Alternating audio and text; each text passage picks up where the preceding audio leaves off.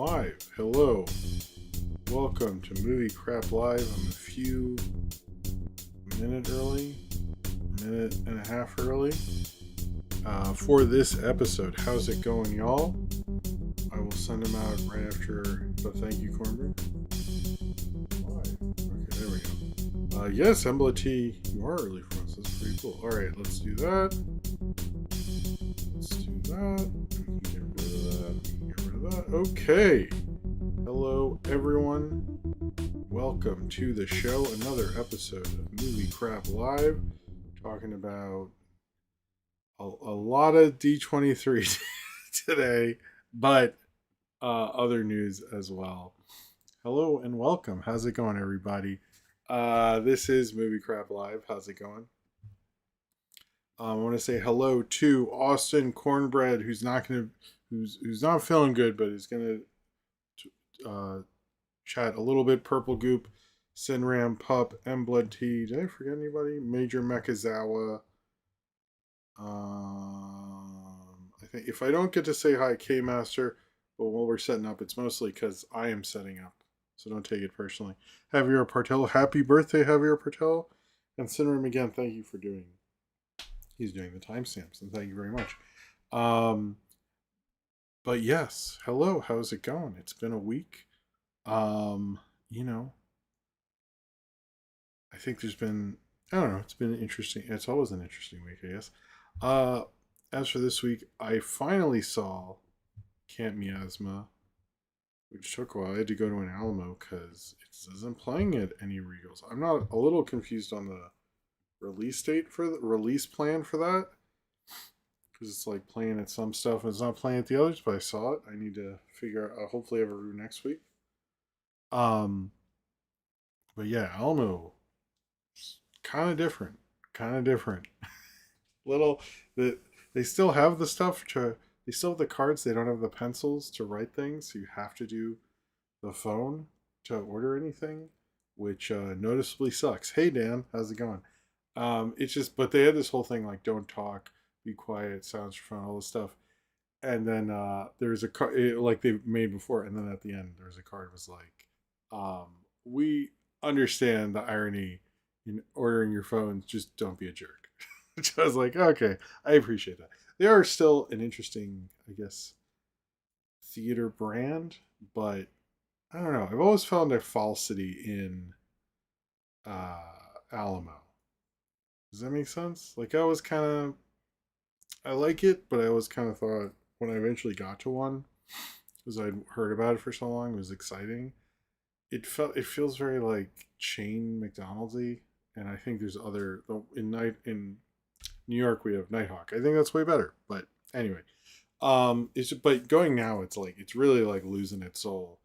It still has to be Alamo, but it's like not as unique, and they took away, like, they used to have their own sodas, all gone, totally gone. Unfortunate. I do have a cool energy drink tonight. I didn't get to do an energy drink like tease, but I do have an interesting one, but I can't show it yet, but when we do, I'll show it, so whatever. I also saw War of the Gigantus with my son Gargantus, because he's really into kaiju stuff, and I'd always heard that's like the one highly regarded. That's a cool movie. I'm a little unclear on why it is the best one. But I think it's because it's so like all the fights are in really highly stylized design things. I mean, it's still very good. I'm just like, so many people love it. I was like, oh, okay. It was just a solid movie though. It's on Tubi. And it has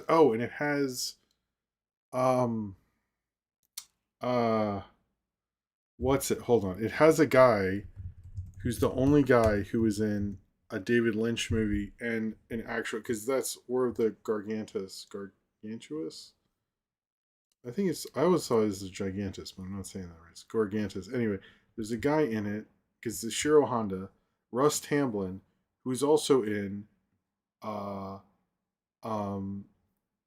bunch of David Lynch, and I think he's the only person to be in a kaiju movie and be in a David Lynch movie, like an actual kaiju. I don't know. Is he the only one? Hey, Medela Butterfly, by the way. Like that's kind of interesting. He's also Amber Tamblin's grandfather. No, father. Never mind. But yeah, only one who's been in a David Lynch movie and Russ Tamblyn. David Lynch movie and an Ishiro Honda movie. That's pretty good. Or the Gargantuous. Like Gargantuous? We were calling it Gigant. Anyway, it's a cool movie. And we watched the first Tobey Maguire Spider-Man. And that's still a solid movie. I don't regret ranking that. Although a couple people do not like that I don't like the Andrew Garfield ones. I've noticed. Um, oh well, thank you, Dylan Butler. But you should do your John Carpenter is a really big influence on people, and I think he wasn't. I just saw that when I looked at his Wikipedia page. I think it'll be worth doing the thing. I've thought for a while of doing a compilation of all my John Carpenter reviews, but I haven't done it yet. But I keep thinking about that every Halloween. Maybe this will be the Halloween I'll do it. But there, trust me, going through that filmography, you will see him everywhere because everyone is influenced by him, particularly right now. But it's like his influence is really strong. So it's like you'll be like, oh wow, that's there, all this stuff. It's like everywhere. But no, Spider-Man 2002 is like a remarkably solid movie. Uh, it's I don't know, it's interesting, but I kept thinking of that meme where it's like MJ, why are you wearing that appropriation dress? My father's woke. Like I kept, but then I couldn't find the meme to show anyone, so that was disappointing. But I do like that meme, and that I heard that I didn't see the Fog remake. I'm like fuck that. I did see Widow's Bay, which is very influenced by the Fog, which I have more mixed feelings about the more I think about it, to be honest with you. Yeah, what was it? But yeah, it was a good movie. I don't think I have more else to say about it. The other thing, sorry, these are other things. I'm sorry I'm late a bit on the cartoons thing. It wasn't a criticism. A few people messaged me that I like assumed I really didn't like Unlikable. The only reason I wouldn't have reviewed it is if like I was a little worried like what if Ian and Rebecca worked on this? I wouldn't have reviewed it or one of them, but their names never came up on anything that I saw. But I will do the last one, I think tomorrow. So if you're like, where are the delay was just life and stuff. I didn't have time to shoot it, so it wasn't like a criticism of Unlikable or anybody. It was just kind of laziness or burned outness or something. But the last cartoons will be Friday, and then I'm gonna move on to other stuff. But we don't know yet because I have to first super chat to reveal it. But yeah, that's kind of the other thing, and I'm just gonna announce this now. I'm pretty sure I wanted to do a bonus stream as kind of an end of summer stream to kind of just we'll talk about the whole summer. It's not going to be news. It's going to be like going over every release, most of the big stories, things like that throughout a whole show. I'm gonna try for the 5th. I'm not exactly sure, but I'd say around there. I'll let you know. Um, and we'll see. We'll see. There's a lot going on in the week. There might be some different times in September, but just to let you know to watch out for that. But yeah, in other videos, I got that Spider-Man tier list thing. I figured out how to do tier lists better. Um, so that's good. I guess I should finish, but before we do, we did finally get a super chat from Mandela Butterfly. Thank you very much. And tonight I'm going to show you. It is Kong Strong. Yes, I've done Godzilla. I was like, we should do a Kong energy. When I saw it, I was like, we got to do it. So it's called Wild Power. There's nothing on either of them that indicate a flavor. I'm assuming green. Is that a flavor? Hey Zodberg, how's it going? But yes, Kong Strong. I saw it at a Aldi, I guess, but I didn't go. I just went in the lobby and bought it. It wasn't too expensive. But yeah, it's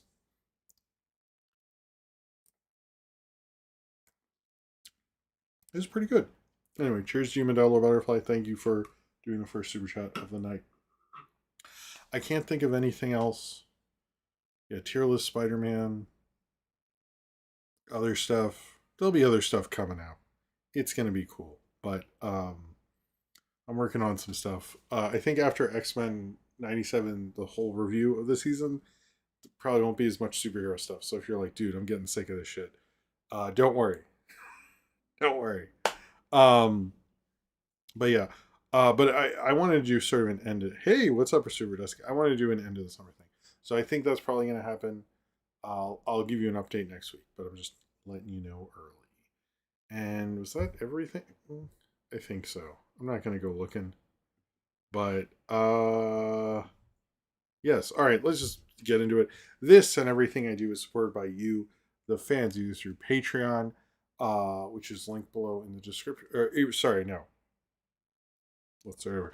This and everything I do is for you, the fans, either through Super Chats during the show where I'll drink this amazing Kong energy drink, which is next to Mr. Godzilla. If we get to $20, we will see this go all fit flashy flash. If we get to $40, Godzilla will roar. Where are we at, Godzilla? I accidentally hit the button, not hit Godzilla. I wouldn't do that. I'm not stupid. To do this. So every multiple of 40 gets you that. Every multiple of 20 gets the flashy lights and all that. Just so you're aware. But the other great way is to do Patreon, which gives you all sorts of exclusive content. If you want my Knockforce J-Dog commentary that came out this past weekend, exclusive for Patreon members who are, of course, like pledging money and stuff, because there's free members, as well as the postcards, which are going to be mailed out tomorrow, and there'll be a cool postcards and updates things. There's going to be other commentary series videos coming out, all sorts of exclusive stuff and other exclusive stuff I'm planning. So, if you really would like to do and exclusive access to like my public access show and other exclusive videos, it's a great way to help and support the show. If you, of course, you are financially able to do that or do the super chats. If not, liking this video very much helps. Subscribing to the channel very much helps if you want to be subscribed. And if you want notifications on to learn about instant premieres, that's, of course, if you want notifications and want to be notified, then do so. I suggest it. If you don't want to do any of those things and you just like watching and don't want to even comment or even be in the chat or anything, that's cool. Thank you for being here. I appreciate the view. If you're watching, that is still support, and I thank you very much for being here. Even if you're in the library by yourself in the dark watching this, hoping they don't find you. No one's ever told me that. I'm stupid. Also, there's the Discord, which is an amazing community. They do movie watches, which I don't think I didn't even ask if they're doing it this week. There's all sorts of cools. There's an Ask Jim channel, which I very much need to update because if you ask me to watch a video that makes it take longer, we'll throw that out there. I don't mind doing it. Just takes me, and I do like Eddie Brubeck. I just haven't gotten to that. I need to get to that. However, you're watching Cabin Boy. That's a good one. That's one of the only. Isn't that the only movie David Letterman was ever in? Anyway, I have seen it. It's been a long time. Anyway, it's really great. It's one of the best Discords around in my mind. It's the one I'm most active in. There's the daily question. I asked them what they want me to talk about on Movie Crop this week, and we do that. And yes, they're doing Cabin Boy tomorrow. It's Austin's pick. That's interesting, Austin. I didn't realize you like Cabin Boy. But yes, Discord's run very well by Zane Powers, Austin, Cornbread, and Ryan Welchton, and they do a wonderful job. Okay. All right. Oh, also, would you like to buy a monkey? Oh, right. It took me a minute, even though I just referenced that. Also, sorry yesterday there wasn't a video. I felt not great. I was lifting a bunch of stuff yesterday, and then I was like, I'm gonna go to bed. So I did try, and the School's Watching will come out eventually. That was what was going to come out yesterday, but oh well. All right, a lot of this is D23. I'm going to try to do it at the beginning because I know that is sort of the bigger news of the week. There are other things to talk about, don't worry, and we are going to do Smashing Pumpkins tonight as a segment. Later, in case you didn't know that. But I think you have enough time to watch that during the break. Maybe just cue it up if you're watching live. If you're not watching live, then you can just pause that and do it, I guess. Anyway, all right, let's go over the X-Men casting. It was announced on Friday night. The cast as of right now, as Kevin Feige has said, there are more mutants coming. Particularly, it sounds like Beast. uh, or so we're told. Who knows? Because the reporting and what happens seems to be all over the place. But we learned the casting is Sadie Sink as Jean Grey, Kit Connor as Cyclops. I think we knew those two. Christopher Abbott as Professor X, Samara Weaving as Emma Frost. I think we knew that. Maya Boyd as Storm, never really heard of her. Indy Neverett as Rogue, and Adam Driver as Mr. Sinister. I don't have a problem with this cast. I think they seem good. I was surprised they went with a far more female X Men cast, although there have been a lot of X teams that are far more female than male. So I'm like, let's go. But as you know, you shouldn't get upset because their Marvel is fully admitting. Where's Jim? What? What? I'm confused by that. Anyway, they have admitted there's going to be more people. So this is not the. Oh, sorry. Sadie Sink is Madam Web. Um, I'm fine with the first four. Christopher Abbott's interesting. I'm not sure what to think of that. Maya Boyd, she seems fine. I haven't seen her. I know she's a theater actress, and supposedly, depending on who you ask, Ryan Coogler was involved in the casting of that. I don't know if that's true, or at least they called him and like, "Are you cool with this?" And he goes, "Yeah, okay." If she's in Black Panther 3 or not, no one seems to know. Although we did get the 2020, I believe it's like X-Men in May, Ghost Rider July, Black Panther in December, which seems like a pretty crazy lineup. Um, I'm okay with this cast. Indy Neverett, I think, is the most interesting because we knew she was going for X-Men, and she kept saying Mystique. I got to give her credit. That is a hilarious way to mess with everyone because obviously that's Rogue's like adoptive mom is Mystique. So I was like, all right, clever, very clever, good for you. I actually do think she'd make a good Mystique, but hers Rogue, I can see it. I can sort of see it. I thought they were gonna go with. It seemed like Kaylee Spaney. I'm not sure what happened there. Um, but so far I like it. The other things is like apparently they Magneto will make an appearance. It seems like he's not going to be the main villain, and right now they're looking at Lee Pace, Henry Cavill, and Matt Smith. I don't know if those are true because everything's been really off, but I also think like a lot of people are trying to get in this movie right now. But yeah, I mean, I was kind of happy with it, but it really we'll see. I am really curious how they're going to set this up for 2028. I really do think Secret Wars is going to set up a lot of changeover. And I sort of think we might see um like Indian Everett's Rogue touch Carol Danvers in that. We'll see. I actually think we'll see the black suit in that.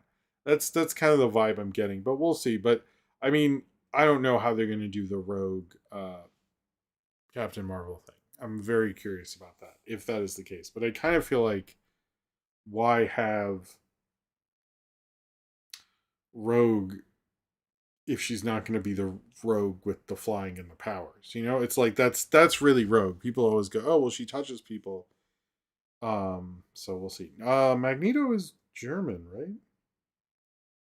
Or not?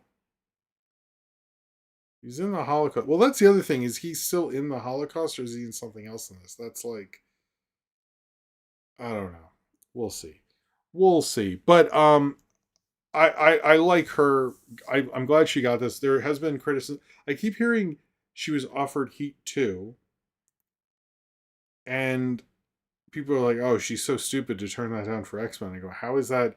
I guarantee you, she'll have more screen time and get paid better and be in a bunch more movies. And like, I like Michael Mann, but like, he's not really box office, and that's not. I don't know. People are like, "Oh, he's a real auteur, and what can he teach you?" And I'm like, I totally get that, and it's not a bad idea to be in Heat 2, but like, she has a lot of offers. I just didn't think it was a good move. I've heard there was another role. People keep telling me there's. I never found out what it was. But like to me, like Heat 2 is gonna. I'm sure do okay, but it's not gonna do X-Men numbers. And I think to her that was the better. Who knows if that Oscar nomination everyone thinks will happen will happen. I think it makes more sense to like use your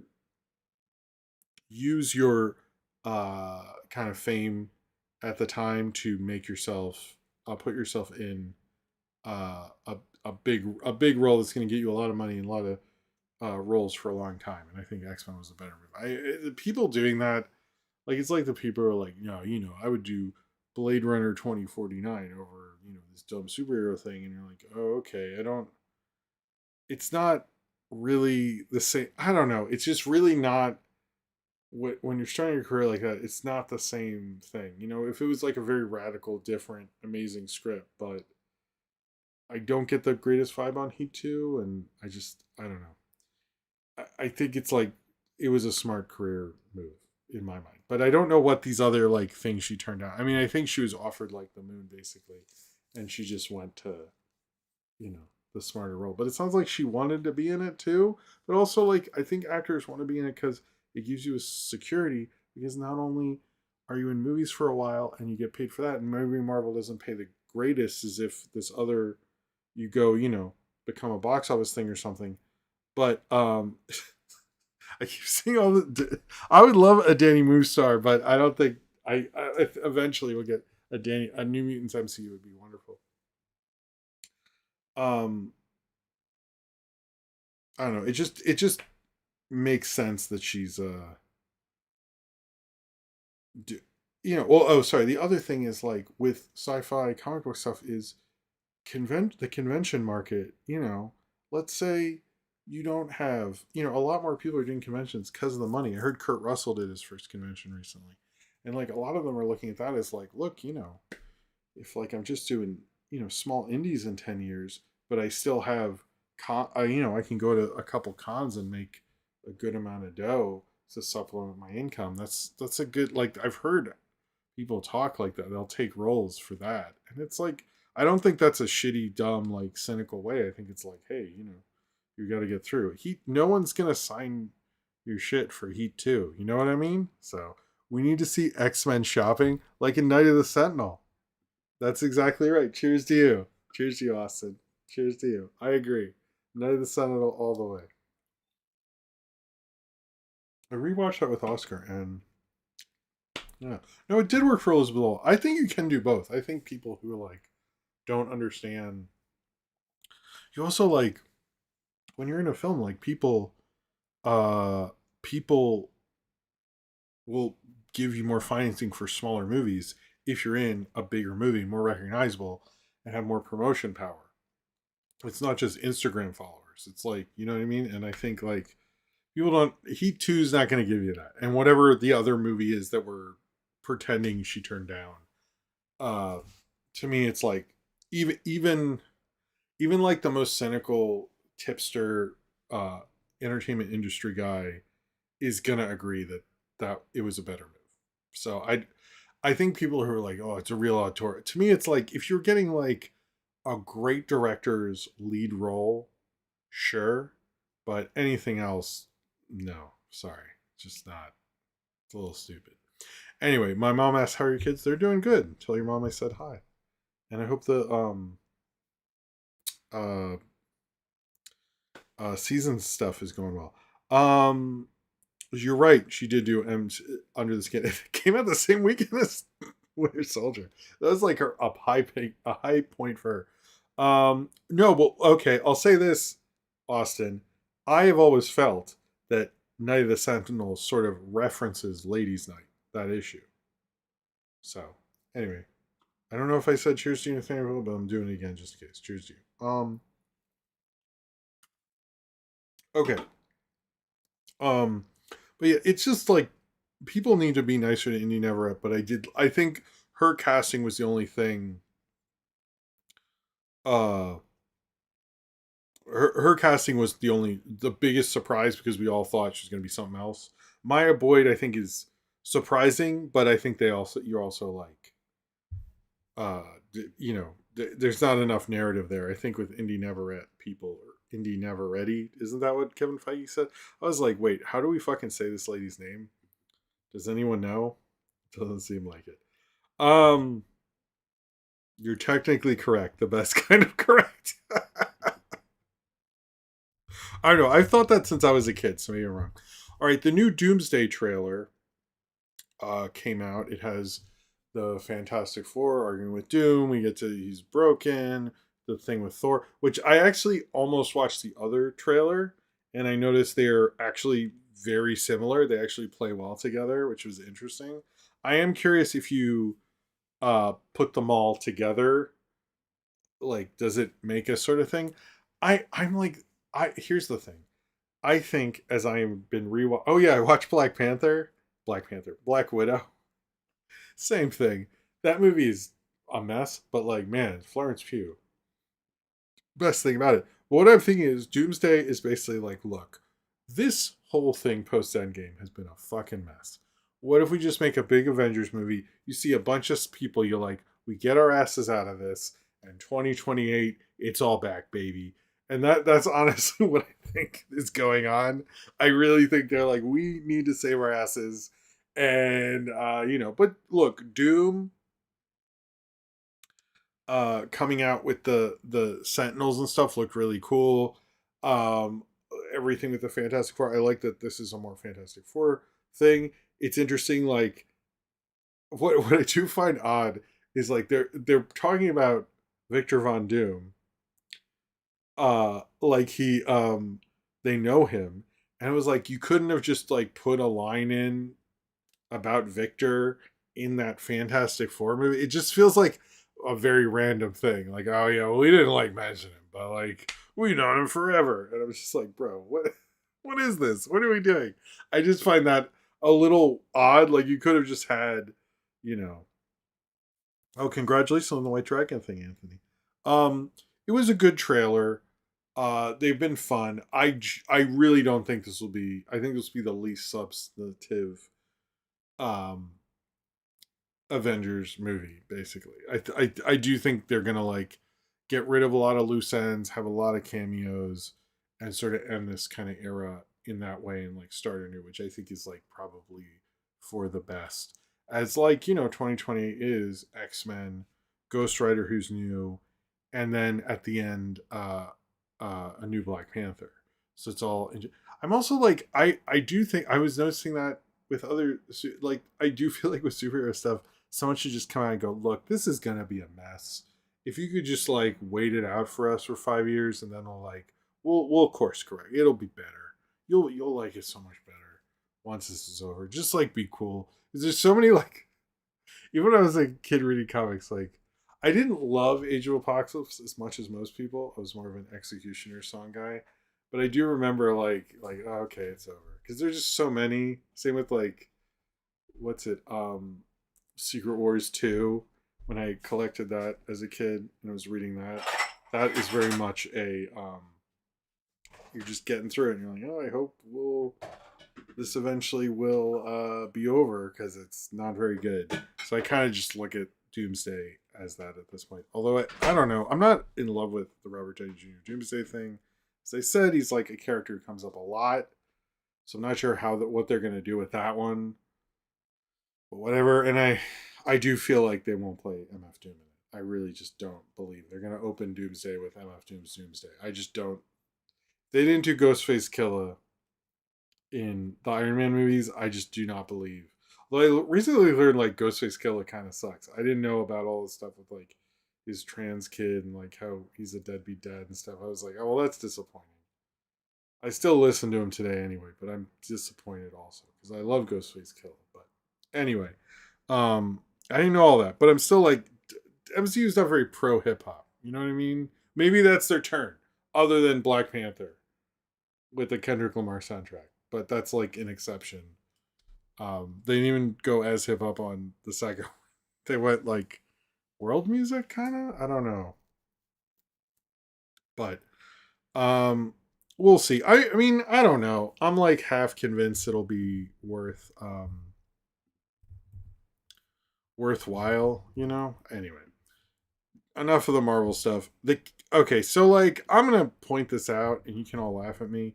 I don't understand what the fuck Kingdom Hearts is. It's a game, and there's a guy with a sword or something, and he hangs out with the all the Disney people, and there's a scene of Woody, and Woody's like, "Stand back, Mr. Kingdom Hearts," And so I always thought eventually Disney would make a movie or show of this because they're Disney and they love talking about themselves. It is like Disney's favorite thing to make references about itself. That is like, they love doing that shit. They don't like to acknowledge any of the other movies. They'll just like rip off their style and stuff. They're not going to do that.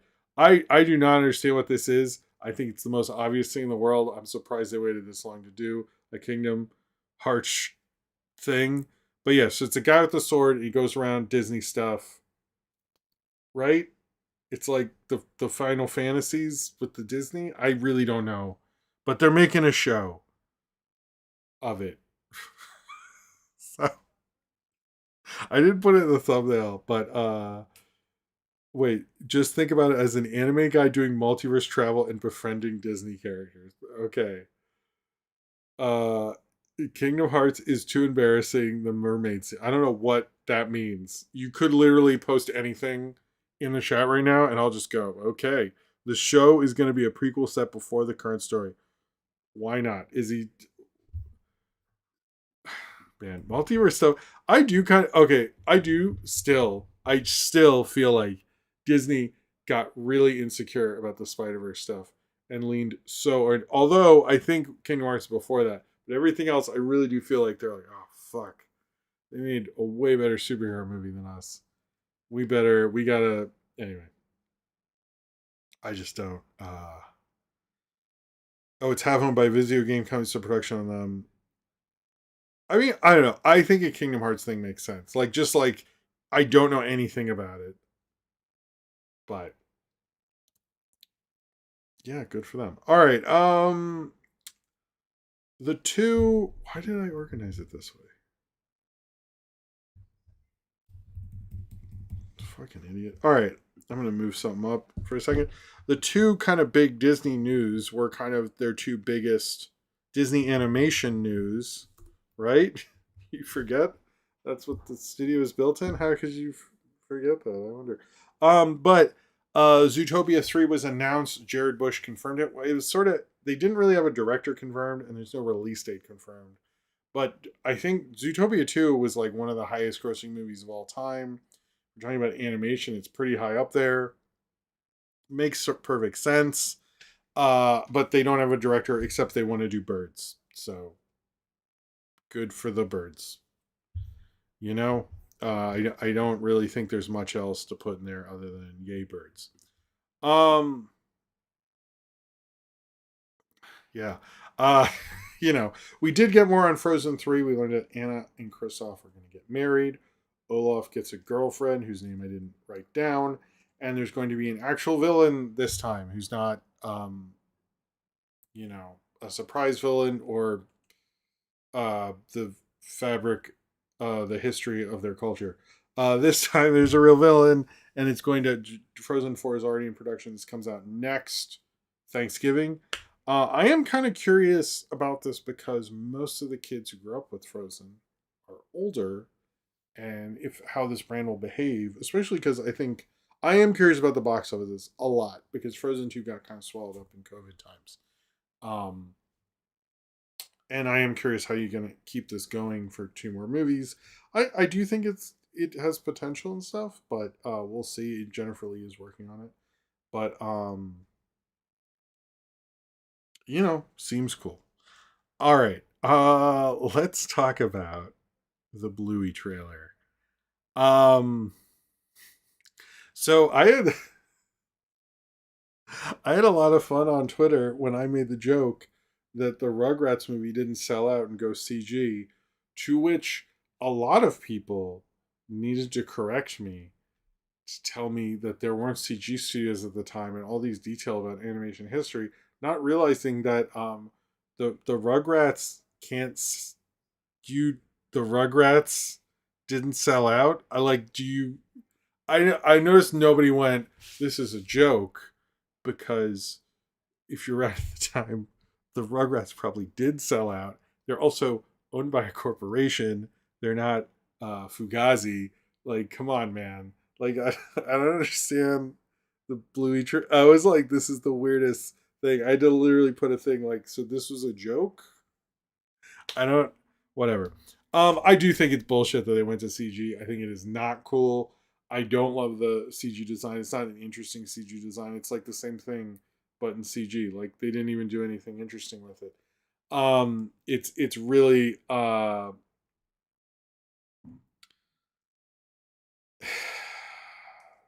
there is CG. Oh well, shows what I know. I was like, I don't love this trailer at all. I do think this movie could potentially be a monster hit. I'm surprised Disney put it at D23, considering it. They do not own it still. I'm pretty sure. But it just didn't look as good. I think like just do it in 2D. I don't understand why you're spending all that to do it in CG for an entire movie. I think that's a little stupid. But the reaction was, oh, people care about this baby show, and or the CG thing. But yes, I made the Rugrats joke and got a lot of weird flack, which I thought is a joke. Anyway, it's also like you're very recognizable for a certain look, so I'm a little confused what they're doing. I also like there's a lot of like Bluey after Bluey became a hit, like the moving but not moving episode. I'm like um a little cautious um about it, to be honest. Like for I am a little cautious about it, and I do think they're good writers, but I'm like, can the fact that you're going CG doesn't give me the greatest feeling, and I think that's okay. It's just not but the fact that people did not understand that, uh I do not think the Rugrats sold out, or I don't think the I don't know. I just find it bizarre. Um, but yeah, but I don't like the look of it. To be honest, with you. I think it's a bad look. All right. Before I what see, I'm getting messed up with like what went with what studio. So I guess apologies for that. If anyone wants to do any more super chats, let me know. I would appreciate the caffeine. We also got. I think this is Disney Animation. I'm sorry, this was all over the place. Oh no, sorry. We got the sort of trailer for Ghost Market. It looks fun. I think that comes out next year. I think it'll just be a spooky, not too scary. I think it's Pixar horror movie. Disney's very good at those. It makes sense that they want to pursue that. But it looked fine. It looks like a good horror movie for kids. The Clay, this movie Clay, which is Disney Animation. I'm sorry. I'm just like listing off things. I apologize. I wanted this to be a little um, closer to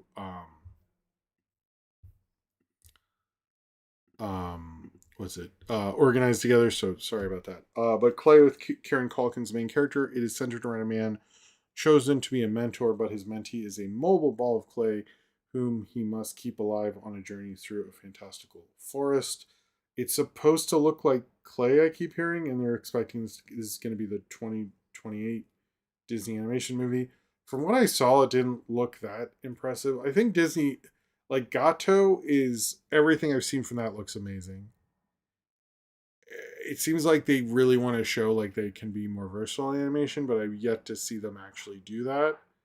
And I think they know like look at Sony, look at DreamWorks, and then you look at Disney, and it's just like just doesn't feel as open and as like K-pop Demon Hunters very much lives in the post Spider-Verse world, and I feel like Disney and Pixar are not in that world. It's becoming a bigger and bigger problem. Thank you, David Sandy. But I wasn't. I don't know. I'm a little cautious because I'm like, why did you announce this so early? And nothing I could see that even leaked showed me that there. Coco 2. This one was interesting because first off, this is November 2029. Uh, which again, like, why are you? When is the next D23? How often did D23 happen? It just felt like they were like very much doing the Disney thing of let's announce everything we possibly could announce, which is not a good strategy. As remember that earnings call thing? It was just us listing off things and like what was the percentage of stuff that actually got made from that? I'm really curious. Um, but Miguel said, Benjamin Bratt touched on it. He said, the plot of it is to some Miguel is a little menace who ruined a career and destroyed a legacy. Ernesto de la Cruz is back for revenge, sending Miguel on an adventure back to the land of the dead, proving fate has a sense of humor. Miguel must team up with a handsome superstar, and he said, me Benjamin Bratt's playing Miguel de la Cruz. The one thing I did find really interesting, and I tweeted or whatever, is Lee Ulrich, who had previously said he was retired, who did Toy Story 3 and the original Coco, and was part of the main auteur group of Pixar directors, is coming back for Coco 2. A couple people mentioned to me that it was supposed to be the person who directed Elio. I'm not sure what happened, but getting Lee Ulrich back is huge. Like in my mind, like Toy Story 3 is really great. Coco is great. So I was a little surprised they got him back. I thought he was, or Uncrick. Maybe I'm saying it. I thought it was Ulrich. Whatever. But the fact that he's coming back was a surprise. So I'm glad he's coming back. I always liked him a lot. I mean, Toy Story 3 is great. He deserves credit for that. But I noticed that just did not get reported that much last week. You know what I mean? It was just very underreported. So I don't know. Also, we got footage from the Tangled live action movie that is coming in March 2028. I just don't. I know people were excited about this. Oh, that's true about Incredibles too, but I have a little more faith in that. The Tangled live action thing, I just wasn't that. I'm not excited. I kind of like. I'd heard that originally they were going to do all their Broadway shows things as movies, and they decided not to. And I wish they had done that. This just looks like I don't really understand. And I did see the leak thing; it didn't really work as well. And I think I didn't have it in my notes, but isn't it true that we learned Incredibles 3 is going to focus more on the kids and the parents? As I said on social media, but I'll say it again here. The idea that Peter Son, who is Brad Bird's protege, is taking over, and then the kids are taking over in Incredibles 3, I think is very an interesting way to do it. It seems very metaphorically rich there. I am cool with that. I think it's a good way, a different way to take it. Incredibles 2 didn't really work.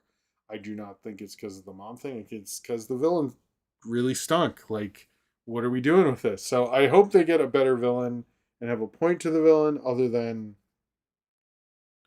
whatever that Screen Slayer shit. It's just like not a very good movie. I don't know what the fuck that was.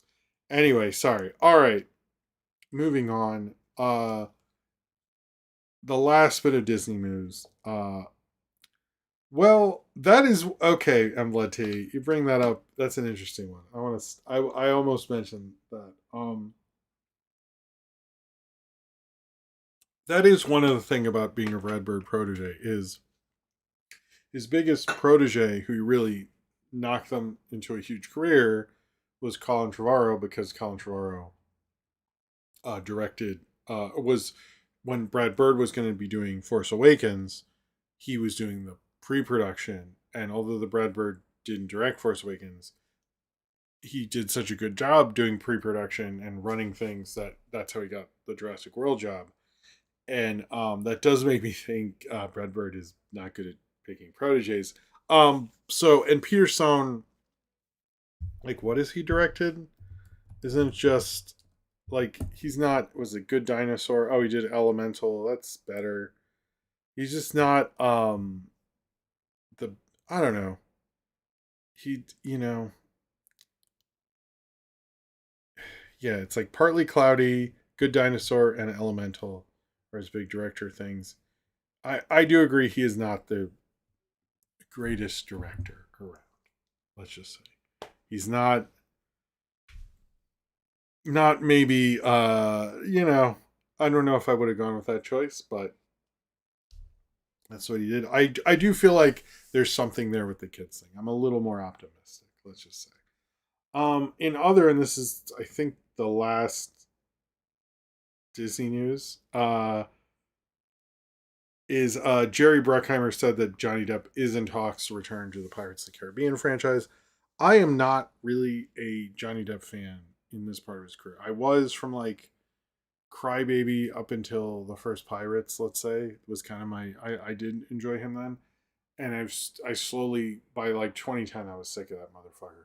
And I just like I like the first Pirates movie. I did not particularly like anyone after that. I do not think they should bring him back. I don't think they're going to get the Margot Robbie, Aowa Debris Pirates movie with Johnny Depp. I just don't see that happening. I don't know if the Margot Robbie Pirates movie is going to happen. I don't. I mean, certainly yes. Jack Sparrow sold a lot of tickets a long time, like over 10 years ago. But I don't see this really happening with uh, Johnny Depp. I think that Hollywood very much wants to bring him back. Hollywood loves Johnny Depp. I just don't think it's a good idea. And I think he's weird and he kind of sucks now. And like that whole thing with Amber Heard, like I'm just like, and when people are like, "Oh yeah, you really showed her," I'm like, I think it was just a whole bunch of both are sucky people, and he sucks for I don't know. I just don't particularly like him anymore. That whole thing. So, I mean, they're really trying to bring it back. I think Jerry Bruckheimer has enough power. He could probably talk them into it. I hope Disney doesn't do it. I don't think. I hope Ebenezer bombs, but I just don't think acting wise he has it in him anymore. But yeah, I don't know if they're going to pay him $300 million. I don't think it's like before where he got like like a shit ton of money to just be in it, and then he'd get a back end deal, and then all that. I just don't see that happening currently, especially with Iger gone. Like, and if Iger's not gonna say, I don't think the new guy who's suing, helping sue the FCC is going to be totally down with Johnny Depp. It just doesn't. I just think if you're gonna do it, do the Margot Robbie one. Just that's a better way to do it, and then have a thing. You know, oh okay, Depp said he would. I think he would come back. I don't think that's the issue. I think he needs it more than he wants to admit. He definitely wants a comeback, but he's just gross. All right, I do. We'll talk about some other stuff. Um, so the Wildwood trailer. I had obviously seen other Wildwood trailers. Yes, I agree with that, Jordy Hart. I've seen the other Wildwood trailers, but this last one, holy crap, the animation in that. I heard people shit on it. I've heard most people go, "What the fuck is this?" I'm in the "What the fuck is this?" Thing with this one. This is just an amazing trailer. I really do like it quite a bit. It looks like an amazing epic journey, basically. It really I think is I don't know, a really good trailer. I hope it does well. I think Nike will pay for Travis Knight shit. Either way, but I like that if he's gonna do this big auteur thing, he's really going for it. I mean, the fact that like stop motion is not in the great shape it was when Leica started theatrically, other than we're getting Shaun the Sheep this year also. But this one, this looks like fucking amazing. Like I'm just like before I was like, oh, it looks cool technically. Like I wasn't as like whoa, and I was always gonna see it, but this made me go, holy crap! Like this is. I really do think this is going to be the anime movie of the year. Like this, I really do have high expectations at this point. Like just like everything you're getting, like that with the glasses going through a journey. It's like very wild. The fact that they've been away for so long and this is their next thing, and there's like so much of it because um, most time stop motion movies are not very long. So I'm very surprised that it was like exceeding 2 hours is wild. I've heard a couple of people say like, oh well, the timing is so artificial, and I'm just like, dude, what the? First off, I hate when people do like get on very for. Let me say this: I met animators, animated myself and stuff. People get real nitpicky about animation. Are usually people don't have a lot of animation that they've made, and I kind of don't entirely love those opinions because it's like unnecessarily nitpicky in a way that's like you really supposed to look at the story and what it all is together and not like there's certain elements of things that really bug me, and I get that, but like to me, it's like I want to see the whole package, and like this is going to be one of those. To me, it looks like technically a huge, just a huge feat in itself that they were able to do this. Like it's pretty amazing that they're able to make a trailer like this. Just absolutely amazing. So I'm very sold. I know it's like being released through Fathom that no studio wanted to pick up this. Like I really do feel like we're gonna like, you know, hey look, Toy Story 5 I don't think is as good and as monumental as people thought it would be.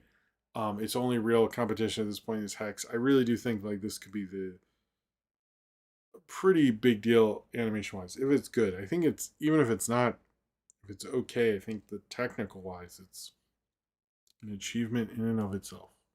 So, but goddamn. Also, Travis Knight's putting out 2 movies that are over 2 hours. Like, what is going on, Travis Knight? Jesus.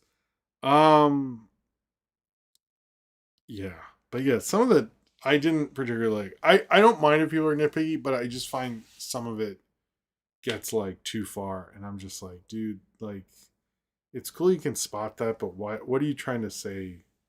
Like if they're like, I don't like the timing, and this is why I don't like computer stop motion versus traditional stop motion. I think that looks for a better look. I'd respect that opinion more than I don't like the timing. That's I kept seeing that a couple places. I think the timing looks fine. Anyway, chili tea is cooking. I'm sorry to say that thing about the anime, but it's just true. I just noticed, and I never like that kind of animation reviews where like you can tell in this one scene, you know, this other studio, and I'm looking, I'm like, motherfucker, what? Anyway, it's not my thing. Sorry. We learned this week that My Adventures with Superman. We are not sure what's going on with season 4. Season 3 just wrapped. I put out a review of season 2. I would like to do a review of season 3. So if you haven't watched a lot of most of it, so at some point I will do a review of season 3. Season 4, however, I'm glad I did a season 2 review though, because I really like season 2 a lot, and I was like kind of happy to get a review out of it. Apparently they are saying James Gunn is pro the show. There's rumors he's not. He likes the show, but they're still waiting on renewal for season 4, which seems odd to me since they announced a spinoff, which I believe I didn't see the spinoff. I haven't seen an episode of My Adventures Superman where the spinoff is uh, set up, but there's another show called My Adventures with Green Lantern. So I'm a little confused, like why you would take it to a point where there's going to be more of it, and you're like, yeah, I don't know if we'll make more. Just like, okay, that's interesting way to do it. I don't know. I do feel like studios are in a very weird place right now. It's like they'll say one thing and then they'll do another, and it's really hard to like keep track of like what's going on. In other news, there was a Hey Arnold revival news. I even tweeted about it until someone's like, "It's not real," so I just deleted it. Basically, so sorry. But yes, there's not a Hey Arnold revival. I don't think there should be a Hey Arnold revival. I think that's a bad idea. I think just leave Hey Arnold. Also, like the version of cities have changed. There's a lot you'd have to address, and they did that movie. Like, just leave it alone. Leave it alone. You know, it's like leave Hey Arnold alone. I think it's fine. That's what I think. Anyway, so this is for real, the last real, well, superhero Disney thing. There was with the star of Wonder Man, Yaha Abdul Mateen. I believe the quotes were, "I was told it had something to do with about Wonder Man." He said, "I was told something to do about numbers. I wasn't told what those numbers were, but ultimately, for whatever reason, it was. I think they decided that it didn't make sense for business, and that's the decision we live with, and we keep on marching forward." He said the other thing about the cancellation, as well as with the Blade one, says, "I think the optics are obvious. If I'm a big business, I'm Disney. If I'm Marvel, I don't want to be attached to these optics. So it should be a priority to change the narrative and to do what it takes to responsibly change the narrative with quality stories, with quality resources." I felt our show did have quality story. I agree. Did have quality resources and did have quality actors and people, and did not produce quality results. The viewers responded to positively, that the voters responded to positively. And he said, so Wonder Man does deserve some study and some real hard information about why a show like this did not continue forward. Which I sort of agree with because um, it was a good show and it got a ton of Emmy nominations. And it just seems to me like, Blade, I'm a little more like, I think you just wanted to announce that was canceled because you need to do that at some point. But Wonder Man, that does seem odd to me. I don't get why you would cancel Wonder Man. Like, it's just, like, why wouldn't you just, I don't know, just very bizarre. Like, why they did that. And it feels like, at first, they're like, well, we're moving away from TV. And then I read several things this week. They're like, well, they're rethinking Marvel TV. And I'm like, but why would you step away from a show that's like getting Emmy nominations and has a lot of buzz and like you could have built upon that and like but I do agree, like I do think the Avengers Secret Wars, like who was going to be in it, came out and they were like those two didn't make it and they're like, yeah, forget it. But I think they need to think more about Marvel than just team up shit, you know. Anyway, I'm going to drink some of the energy drink. I know there's a bit of super chat. I'm sorry if I'm advertising too much. If you would like to do one, that's fine, but I need some energy. I apologize. I need some of this Kong energy. If Mothra has an energy drink, I would drink it. Anyway, Power Rangers was going to have a Disney Plus show, and then they canceled it. Or aren't going to do it, basically. I thought this was interesting because there is rumors that the Daniels movie is about the Power Rangers in some way, and you think you'd want to have a Power Rangers thing on your service if people were talking about Power Rangers. I also do think like Power Rangers does, I don't know what the numbers are behind Power Rangers popularity. I know Turbo's been playing on the Hasbro Legends channel, so good for them. I was like, man, this show Turbo is like pretty bad, but the ones I've seen at least, I thought it was a dumb decision because it is something that has a fan base and you could bring them over. Like Anthony earlier was talking about the white dragon thing, which is a Tommy or what's his name, Jason David Frank, whatever. In that, I do think there's a fan base to it, but you have to budget it correctly. I am surprised. Like I thought that Netflix Power Rangers thing did well, so I'm not sure like what's exactly going on. If Shiki Levy's asking for more money or anything like that, but it does look like they moved away from. I think this. I'm getting the real impression Disney does not know what's going on with Disney Plus. It feels like movie wise they've sort of figured out how to do post COVID. They do not know what to do with that streaming service, which I think is also why we're getting so many stories that are like, they should abandon streaming kind of things, because they clearly do not know what's going on. It's a little wild. In two Coyote Acme things. These are two things. One is just a thing I think that should be noted because I'm noticing the narrative, and the other is a MeTV Toons thing. Everyone keeps mentioning like, oh, Coyote vs Acme cost this much, and it was going to be sold for this much, and it wouldn't have done as well in theaters had it been released by Warner's, all this stuff. Warner Brothers' plan for it was a streaming movie, so it was never going to make that money back. It was just that when they're making streaming movies, and that's what it was supposed to be. So this whole thing, like first it wasn't trashed apparently because it was bad. It was trashed because they weren't sure how to make money on it. But they're the ones who literally put it in production under the release plan that they had it, where it wouldn't have actually made direct theater money. So it's sort of like one of those things where like they created the situation, but then didn't like the situation it was in, so then they canceled it, which is stupid. So anyway, I just like to remind you all this stuff like, well, if Warner said release it, would have done this, would have done that. That was never a plan for Warner Brothers. So I've noticed that's been removed from any discussion on it. I'm just bringing it up to remind everyone of that. The other one is MeTV Toons is doing an Acme special, which seems to be just a bunch of specials like Coyote Roadrunner cartoons on Sunday at 7 p.m.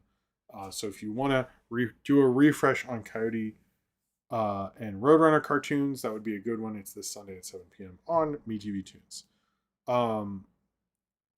Steve by Star Arts, they did it in a really unofficial, lame way. So don't feel like I missed it. I had heard about that it launched, and it took 2 weeks for it to show up on my antenna. So I would try to look up like your area Hasbro Legends. It might be that I've heard in some markets it is, some markets it's very confusing, and you can't even find the schedule. So don't feel self-conscious or like, wait, how did I miss this? You missed it because it was barely. I think we started talking about it like a couple weeks ago on here. So it's very bizarre, man. It's very bizarre. Yeah, they are doing that. All right, we're gonna do obits early because I think this week sort of demands it a bit.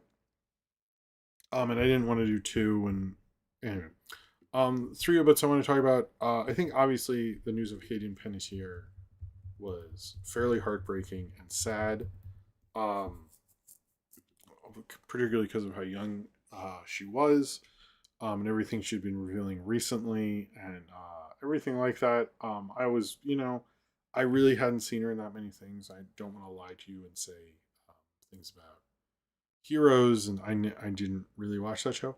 I did know her from the Scream films. I did like her in Scream 4. I think she was, when I rewatched Scream 4, she was pretty good in that. But obviously, I know she had a bigger career than that and represented a lot to people. And I think it is a very sad thing. And people were weird with her. At first, I thought, no, they weren't. I didn't see as much of that. Maybe I just didn't see that as much, or maybe I'm wrong. And then I remembered the don't look up the Harry Knowles review of Heroes, particularly with her character. If anyone in the chat knows, they will go, Jim, no, why? But yes, when I was reminded of that, I was like, oh, right, people were really weird to her. Never mind. I am with you, Hayden. That was gross. Whoa. Yeah, no, people were very weird to her. Never mind. If you ever have a doubt about it, I was there. And at first, like, I don't remember too much. And then today I was like, oh, fuck. Yeah, I do. I actually, never mind. Sorry. Never forget it. I agree why she didn't like that attention. Gross. Okay, anyway.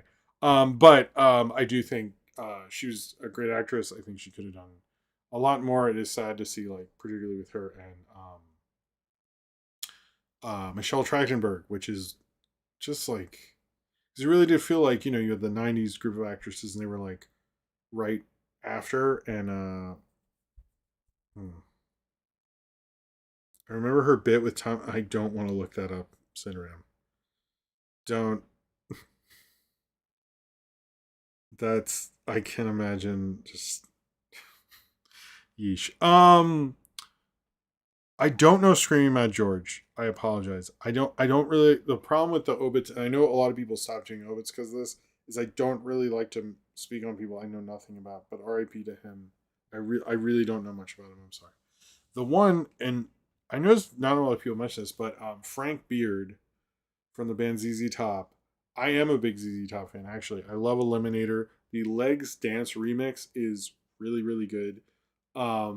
Pretty much, I think Eliminator is the end point. I like the Afterburner is fine, and then I don't know. I'm not as into it after that. But the previous albums were really good.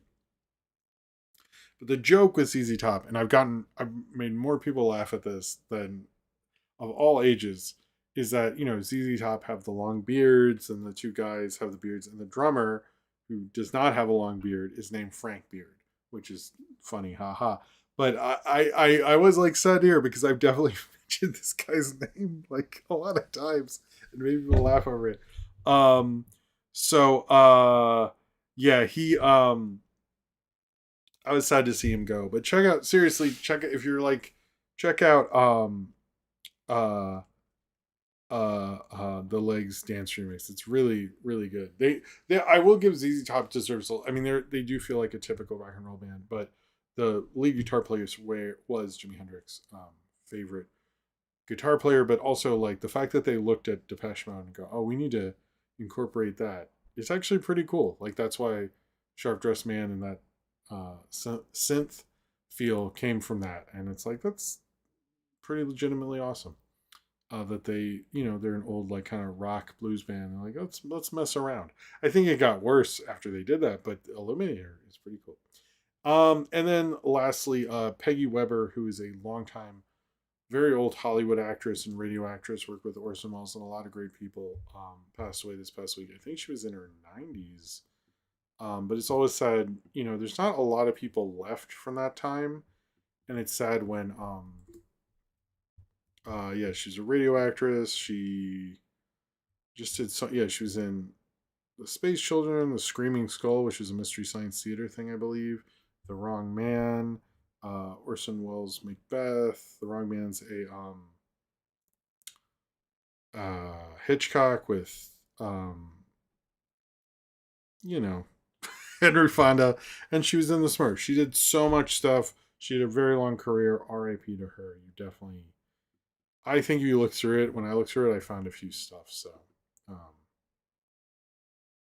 that is a great King of the Hill episode. Also, but yeah, I'm a big ZZ Top fan. Anyway, um, no, I mean they're also in Back to the Future. I don't know. I think they're a fun band and they're cool. Just like look into them. Like you'd be surprised how cool they can be. I'm like, come on, Jimi Hendrix' favorite guitar player. How are you gonna go wrong with that? All right, moving on to man, this first trailer is not light at all. Trailers. Josphine, which is a big Sundance movie starring Channing Tatum and Gemma Chan, and it's basically about their daughter who witnesses something really bad. The trailer does not tell you what it is. I did not look up what it is. It was the big Sundance movie. I think it is right now in August, so take that not seriously at all. An Oscar big contender. Sorry, I hate when people go, "Here are my Oscar picks," and I'm like, "Motherfucker, it ain't Labor Day. What are you doing? Like, come on. Like these are not worth mentioning. Like even engagement wise, this is pretty low." But I know people are positioning it that way, so whatever. But it was the major movie in Sundance that got a lot of attention, and supposedly everyone's really good. It looks like a pretty interesting film. It looks like upsetting, but it looks like a very interesting film, and that is how people are going to present it as. I just when people tweet that, I almost want to be like, dude, just like, come on, find something else to do. Anyway, also there's a trailer for Paper Tigers, which is like Adam Driver and Scarlett Johansson. A lot of people looks like a very compelling crime movie. I'm into that. In other Sundance news, we have Club Kid, which was a big Sundance movie. It's basically about a guy who goes out a lot and finds out he has a kid. I actually found it to be kind of boring. I was like, I mean, I don't need irresponsible person finds out they have a kid movie again. I don't know what we're doing with it. It looked a little interesting, but like, what are we doing at this point? I don't know. But I know it got bought for like a huge. It was like bought up for a huge deal. We also had a re-release. The second film from the director of Killers of Sheep. It's getting re-released. It's called My Brother's Wedding. I've seen that. It's a pretty good movie. It's a very underrated. Sort of about families and weddings and new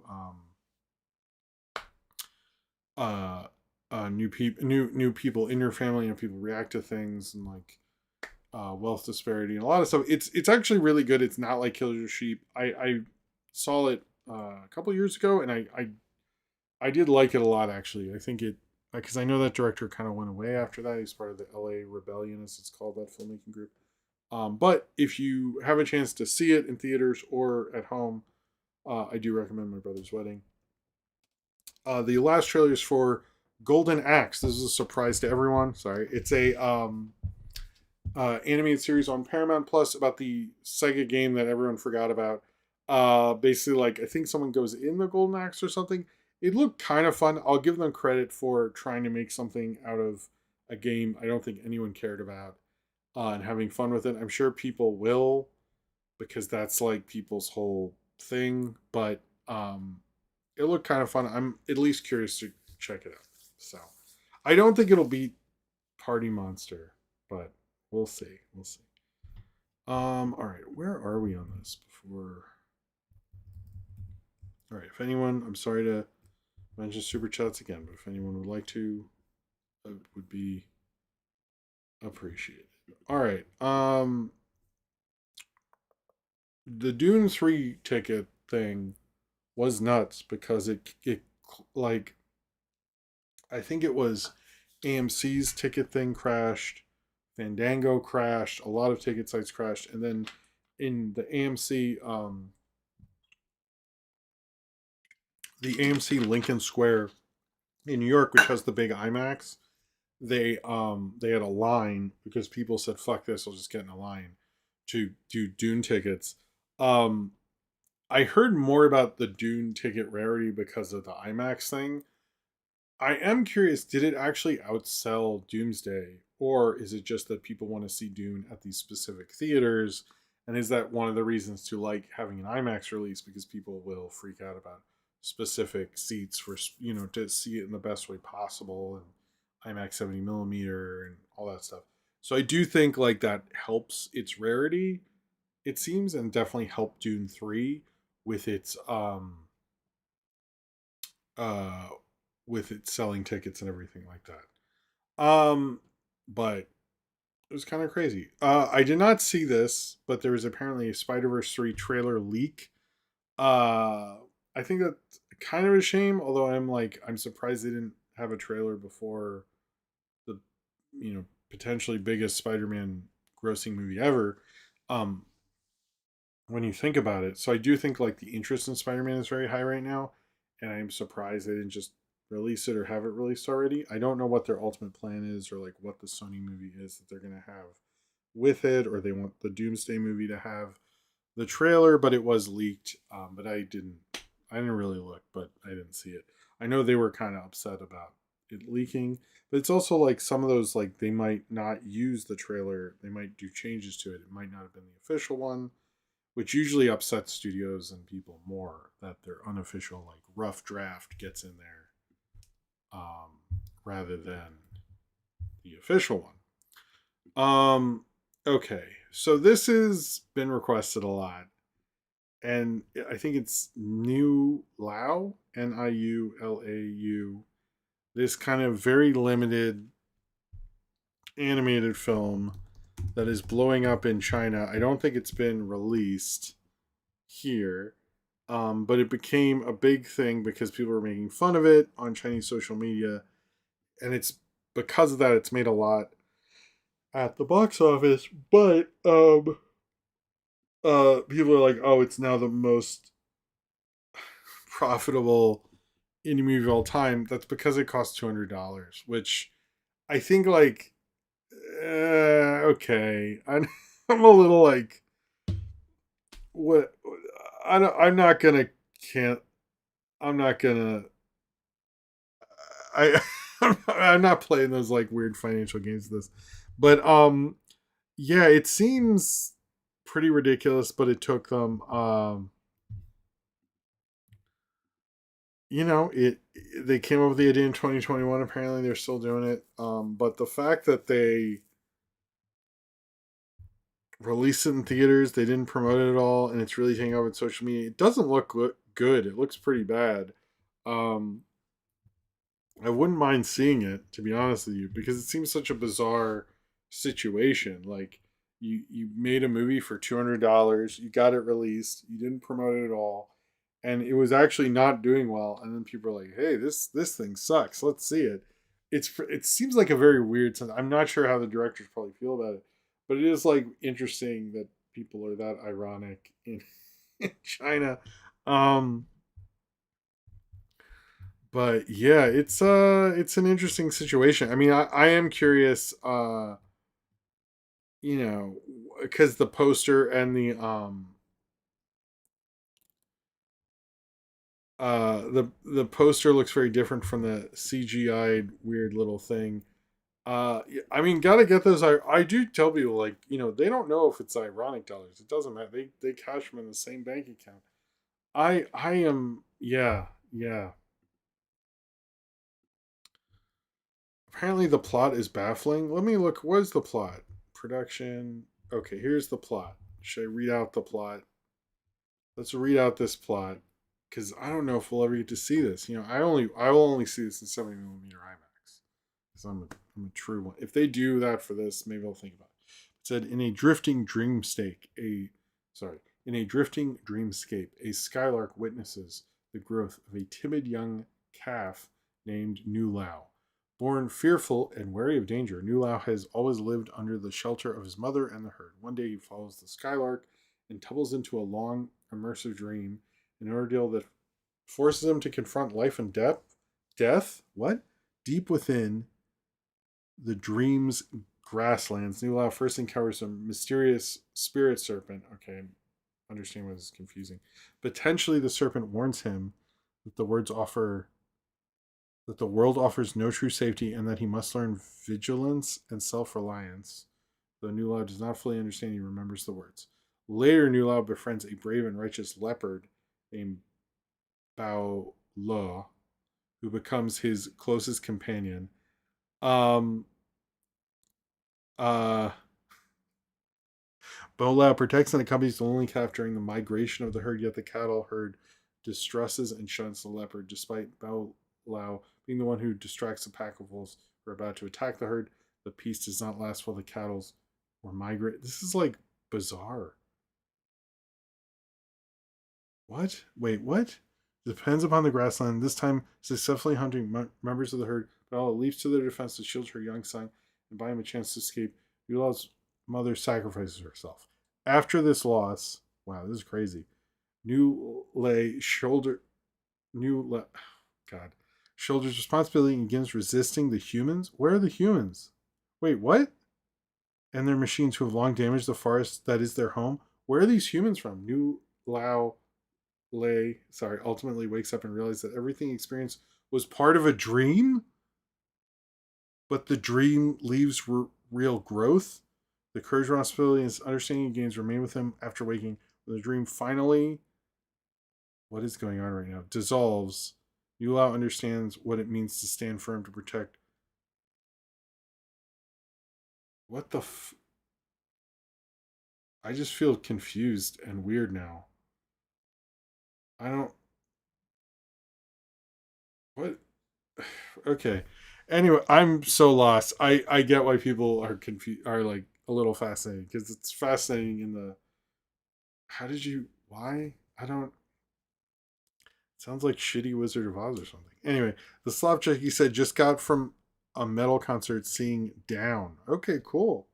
Well, cheers to you, Slapjacky. Cheers to you. Wow, no Kevin James this time.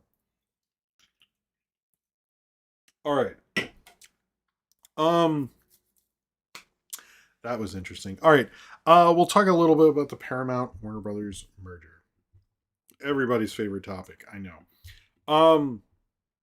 The merger, basically, the CNN thing, which is their main focus of this, is still perplexing to me, which I've said before.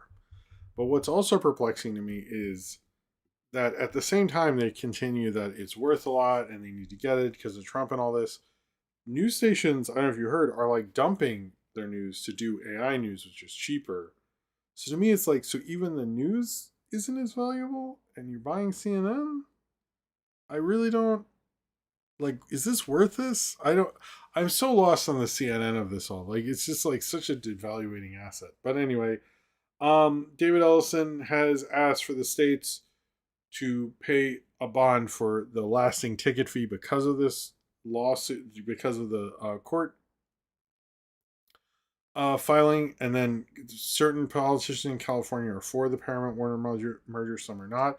However, many believe when this merger happens, it would devastate the LA workforce because of the amount of jobs lost, which is like not good. And I totally am like, then why are you letting this merger go? The fact that LA politicians are for this, which is like the LA district attorney is the one in charge of this fighting the merger, and everyone seems to be for it. It's essentially going to be really bad when this all goes through for a lot of the people involved because of all the redundancies. So yeah, it kind of sucks. But I just like, I do not understand anyone's motivation for it. I do not understand what we're doing ultimately. It seems like a pretty bad decision. So, whoa. Well, thank you, William Allen. That's very nice of you. I've never seen that color before. So I guess we're past the We can have a dinosaur there, and then we'll do both. Let's do both. Thank you very much, man. I appreciate it. You could have done better. Come on. We'll do another just because. There we go. I might need to get a different Godzilla that makes noises. I pitched my kids, what if I get a Godzilla every Christmas? Where does it do it? But I'm into it, so I'll probably do it. But thank you very much, man. I appreciate it. All right. I'm gonna take another one also because I'm a little tired now. Let's tell you. I have two more things, and then we'll do box office, and then the things. This came out today. YouTube says they're going to pay creators to stay off, specifically Netflix, which is interesting that they are going to pay creators to basically not leave, well, not also post their stuff on Netflix specifically. This kind of opens up a huge can of worms because, well, first off, the Netflix thing is because Netflix has been, and as I've said before on here, Netflix does not like YouTube. They consider it its biggest competition. And so they've been buying up like various, the thing with Digital Circus and now Monkey Wrench, and they're not really into those deals. I'm sure there are other deals that are not animated. What I find odd about this deal is it doesn't mention things like Tubi. The reason I mention Tubi is not to bring up any just to make Tubi jokes. Tubi has a revenue share model which is similar to YouTube's, and I was like, oh well, a lot of creators will go to Tubi because you will continue to make revenue after you sign your deal. So a Tubi supposedly could be very valuable to you if you have a hit on Tubi. So I was a little surprised. Also, like, what about things like Nebula and other creator-owned streaming services? To me, it opens up a bad can of worms for YouTube. They're still number one, but I think their emphasis on Netflix is specifically because Netflix has been very open that they want to fuck with YouTube.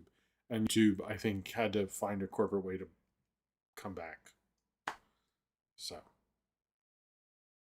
that's what's going on. Basically, it does open up a can of worms because all the other people who do that on different services that are not Netflix.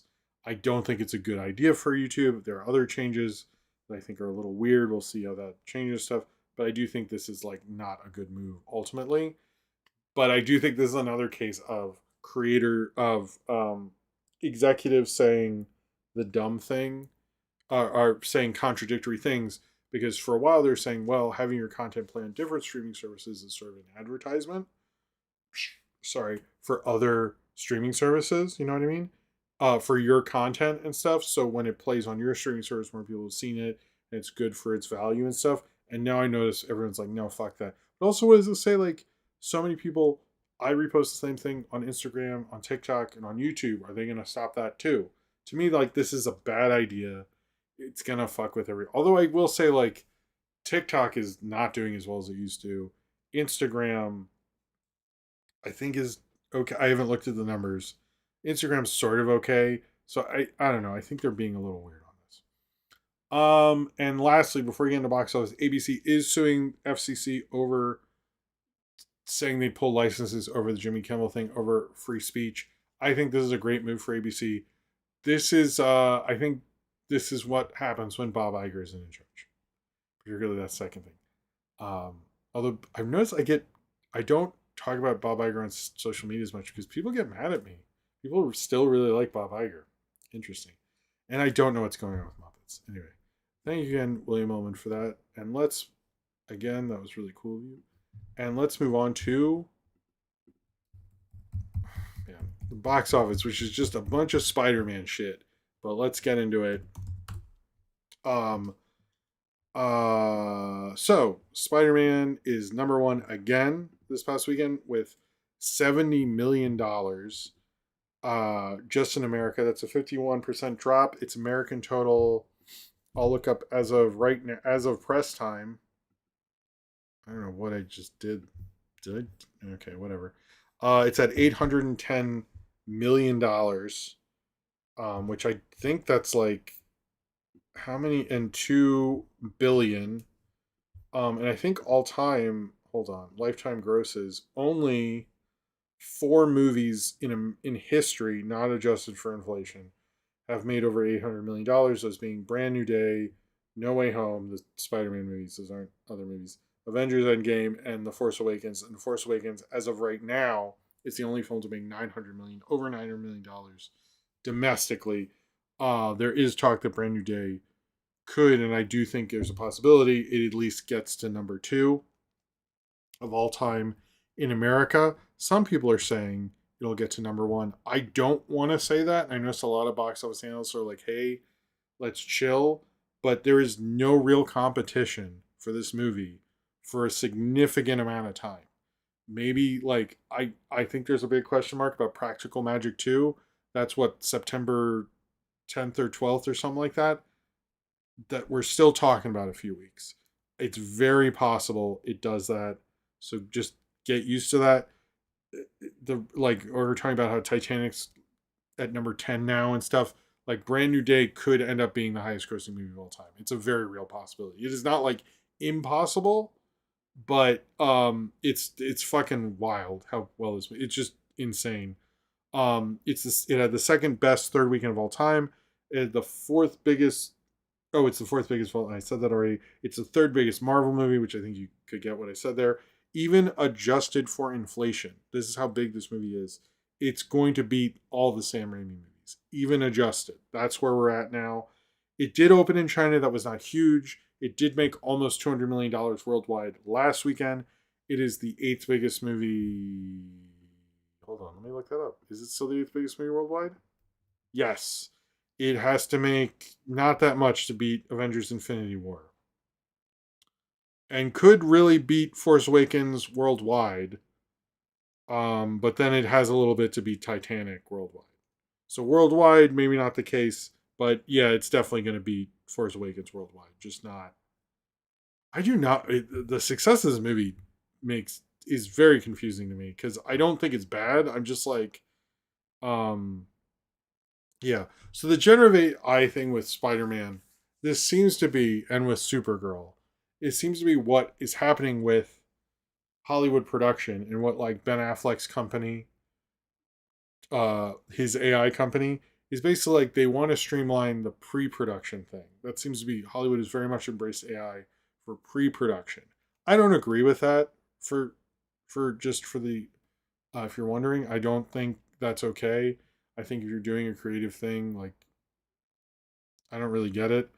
But like it's just like you have so many people who need work, so many people who artists and stuff that can collaborate on things, especially a Spider-Man thing. Spider-Man was made by artists, like and weird, different, odd artists, and that's what made him different. I mean, Steve Ditko and Todd McFarlane, those guys are fucking freaks. They're weirdos. Like you need weirdos to make Spider-Man good. You don't want computers. Computers aren't weird. You know, it's just get a weirdo in there. Get somebody who wants to write a manifesto for 20 minutes about their dumb political beliefs that nobody cares about otherwise. Anyway, that's what makes Spider-Man great. I do agree, look, it's Spider-Man, but like there's a difference between it's Spider-Man making like $400 million and doing like it's gonna outgross the movie with three Spider-Mans. Like there's nothing outwardly special, no offense to Brand New Day, about this Spider-Man movie. Like there's nothing to make this one more spectacular than the other ones. Or amazing. Or web of. Wait a minute. But no, I don't think they should be using AI, but this does seem to be what is happening. What Hollywood is very pushing is like, let's streamline the pre-production. I would argue pre-production is kind of fucking important. And possibly, maybe, why so many movies have like a similar look at the same time is often because we skimp on these things and don't have enough time to do pre-production. And if we're doing that for like $200 million movies, like I don't know how much this was, but I'm gonna say it's about $200 million. I don't think that's a good sign here. Like I just like I think it's a dumb move ultimately, and you know like nobody could draw fucking Lobo Jason Momoa. Like come on guys, you didn't have pictures of New York, which you didn't even nail, by the way. Like, there's so many problems with it that whatever. I think it's dumb. All right, I do not respect it. I know there are practical uses for AI, but that is not a practical use for AI. No, I get the inflation thing and all that stuff, but it's still like, come on, it is way exceeding everything. It's like pretty wild. I just, I'm not saying I'm mad. I'm just like, oh, okay, that's the movie. Not Camp Miasma, huh? No, I'm joking. That's not gonna make anything, but I would like it to, but in other news, I do think um, the success of the Odyssey is interesting because it's sort of doing it under the shadow of Brand New Day, but we basically had the same number one and number two movie for 3 weeks, which doesn't happen a lot. I know Dan Merle put a list of like all the times it's happened, which isn't a lot. The two movies just stay at number one and two for that long. So, but the Odyssey, where we're at on the Odyssey's made about over $500 million domestic, $1.3 billion. Like the Odyssey is a massive success too. I think that's one of the things why you see the box office blowing up is because you have two huge hits right in a row, like two of the biggest movies of the year. I think, right? I think if I go yearly, I'm on Box Office Mojo. Yeah, the two biggest movies of the year are the Odyssey and Spider Man. That's literally what the two, one and two are. Like it just, and Toy Story 5 came out, and a Mario movie, and the Michael Jackson biopic, and Project Hail Mary, like, and Obsession. Like these are all movies. They're complete huge movies. So, no, I get that it's Spider Man, and I understand the point you guys are making, but I just don't see why this would be the movie to do it. That's all. Like it's like I compared it to the James Bond movie Thunderball. I don't understand why Thunderball would be the highest. It's like far and away the biggest James Bond movie adjusted for inflation. But like, why that one? Why not, Goldfinger, which I think is way better. Um, anyway, I just, I'm not mad at it. And I get the COVID thing. And also, you know what? It probably is that not a lot of people could see No Way Home in theaters. And that is how audiences work. It's always how audiences work. The box office to the sequel is always a reflection on how people feel about the previous movie. And generally, people, as much as they complain about that movie, almost everyone I know loves Spider-Man No Way Home. So I think that like helps because people are like, oh, I'm going to see the next one. I think, yeah, that actually, now I'm convincing myself otherwise. So maybe that is it, but it is like pretty wild. That we had a huge box office turnover this in the top 10. We had 1, 2, 3, 4, 5, 6 new movies. They're less, even though we're having a lot of films stay around, this was the biggest turnover box office wise we've had in a long time. And The End of Oak Street was the biggest one with 21 million, which wasn't great. End of Oak Street is doing fairly well overseas, and but I think the problem is Spider-Man. Like in a normal summer, End of Oak Street would be able to perform better, but there's way too much competition, and nobody's going to check out a new movie versus Spider-Man Odyssey. I am actually planning on seeing that movie, but I do think it got like kind of fucked over based on the competition. It did make more than Paw Patrol the Dino movie, which apparently opened about the same as the previous Paw Patrol movie. My kids do.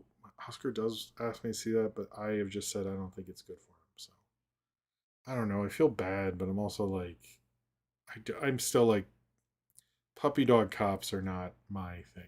It's just, I don't know. Anytime I've seen some of it, I'm like, it just seems kind of evil. I don't know. Sorry. I feel bad about it, and he can talk about how I literally let him watch like War of the Gargantuous or whatever, but not. But you know what? I think that's better. Whatever. Who fucking cares? All right.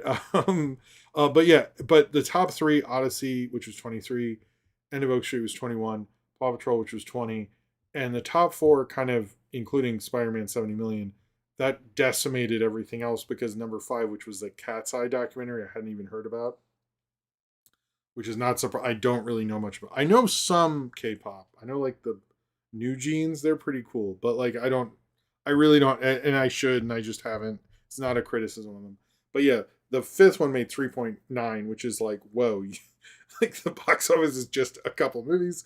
Six, the musical live. I've actually seen that on Broadway. It's a good musical. And again, Pro Shots are doing very well. Another Pro Shot made decent money. Pro Shots never used to make this kind of money. And then Toy Story 5, I believe it is its ninth week. It did lose a ton of theaters too, so that's probably why it went down pretty tremendously. But it's still, and it's trying to cross 500 million, which I don't know if it will, but I have a feeling it'll stick around for a while. But we're 80% over last year. The summer box office overall is still going, so no one wants to say what it's doing. And in box office news, if Austin's still up, Chikwa apparently beat Spider-Man at the Japanese box office. He wanted me to say that. And there's this movie called Once Upon a Time in the Middle East is blowing up in China as well. I actually think yeah, I need to see more of the ones. I wanted to see the Jet Li one. Was it Once Upon a Time in China? I've been wanting to see that for forever. I need to do that. Anyway, that is the box office. But basically, box office is doing well. The specialty market is blowing up with things like Camp Miasma and Tony are doing great. We are getting more smaller movies blowing up. So oh wait, does New Jack? I only know the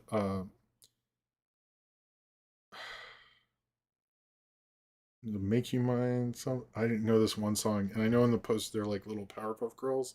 I don't know much. And as a coworker, I said, "What's a K-pop group?" I don't really know BTS. It's not a criticism. I just never got into it. And Cat Video Fest fell off a bit, but yeah, we're seeing things get really good. I am curious if the fall can keep that up. I don't think it can, but I do think we're gonna have a lull, and then December, November are gonna be nuts. That's my prediction. But I haven't really looked at maybe if the summer thing works out, I will actually do how I think maybe things will go and what are the big movies. Although I am excited for the guest sequel thing. Was it Over something? What's his face? Anyway, all right, we're gonna take a break. Then I'm going to talk about Smashing Pumpkins tonight. I know I haven't actually made videos together. Ones I'm going to. And I know, yes, I should have made this around Minions and Monsters, and I don't know why I didn't do that. That was dumb. But yes, we're gonna take a break. I'm gonna play the break music. I need to maybe make new break music. But thank you all for being here tonight. This is always cool to do. And I like hanging out with you guys and all that. And I'm going to put it in the middle. I'm going to unmute it. Thank you all for being here. I will be right back, and then we'll talk about Smashing Pumpkins tonight. And be right back after this.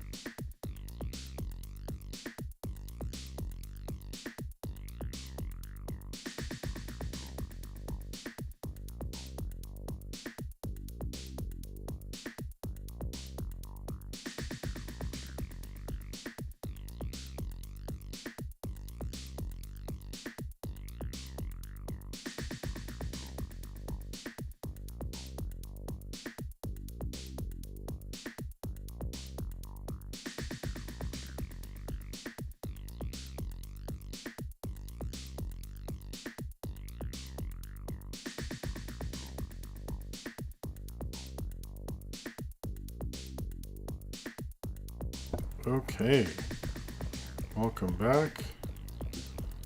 How's it going? Curl my hair. There we go. Hope I didn't look too bad before. But yeah, how's it going? Let me mute. Oh, I have the music playing. That's probably really annoying. I'm so sorry. Okay. Okay. I apologize for that. Anyway, hope you guys are all doing good. There's two trivia things. Well, I'll bring this up. I heard this today from Hank Azaria, not like in person, on a like a clip thing. He was saying how the most amazing thing Mel Blanc could do was do an impression like he does it in Rabbit Season, where he does an impression of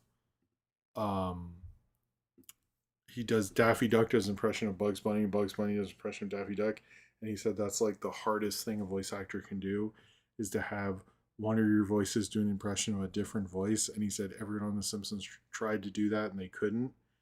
And I was like, that kind of hit me. I was like, Mel Blanc has done that a few times, and that is actually like that is a really hard thing to do. Like, how did he do that? I was like, how does he? Holy shit! I don't know. Mel Blanc, just amazing voice actor. Like, absolutely the greatest voice actor of all time. Like, there's just no question in my mind. But like, yeah, when Hank Azaria pointed that out, I was like, holy fuck. Oh, good night, Dan. Nice being here. Thank you for being here. Anyway, that was just a fact I learned today. And there's an SNL thing I learned, but maybe I'll share that at a different time that I found quite intriguing. But I'll share that later. All right, should we get into Smashing Pumpkins? I'm gonna have some of this just because I want to get through. There's still a lot, so we're fine. I'm not gonna have the lights flashing segments just because editing wise it gets confusing. So I'm a dude playing a dude doing impression with another dude. All right.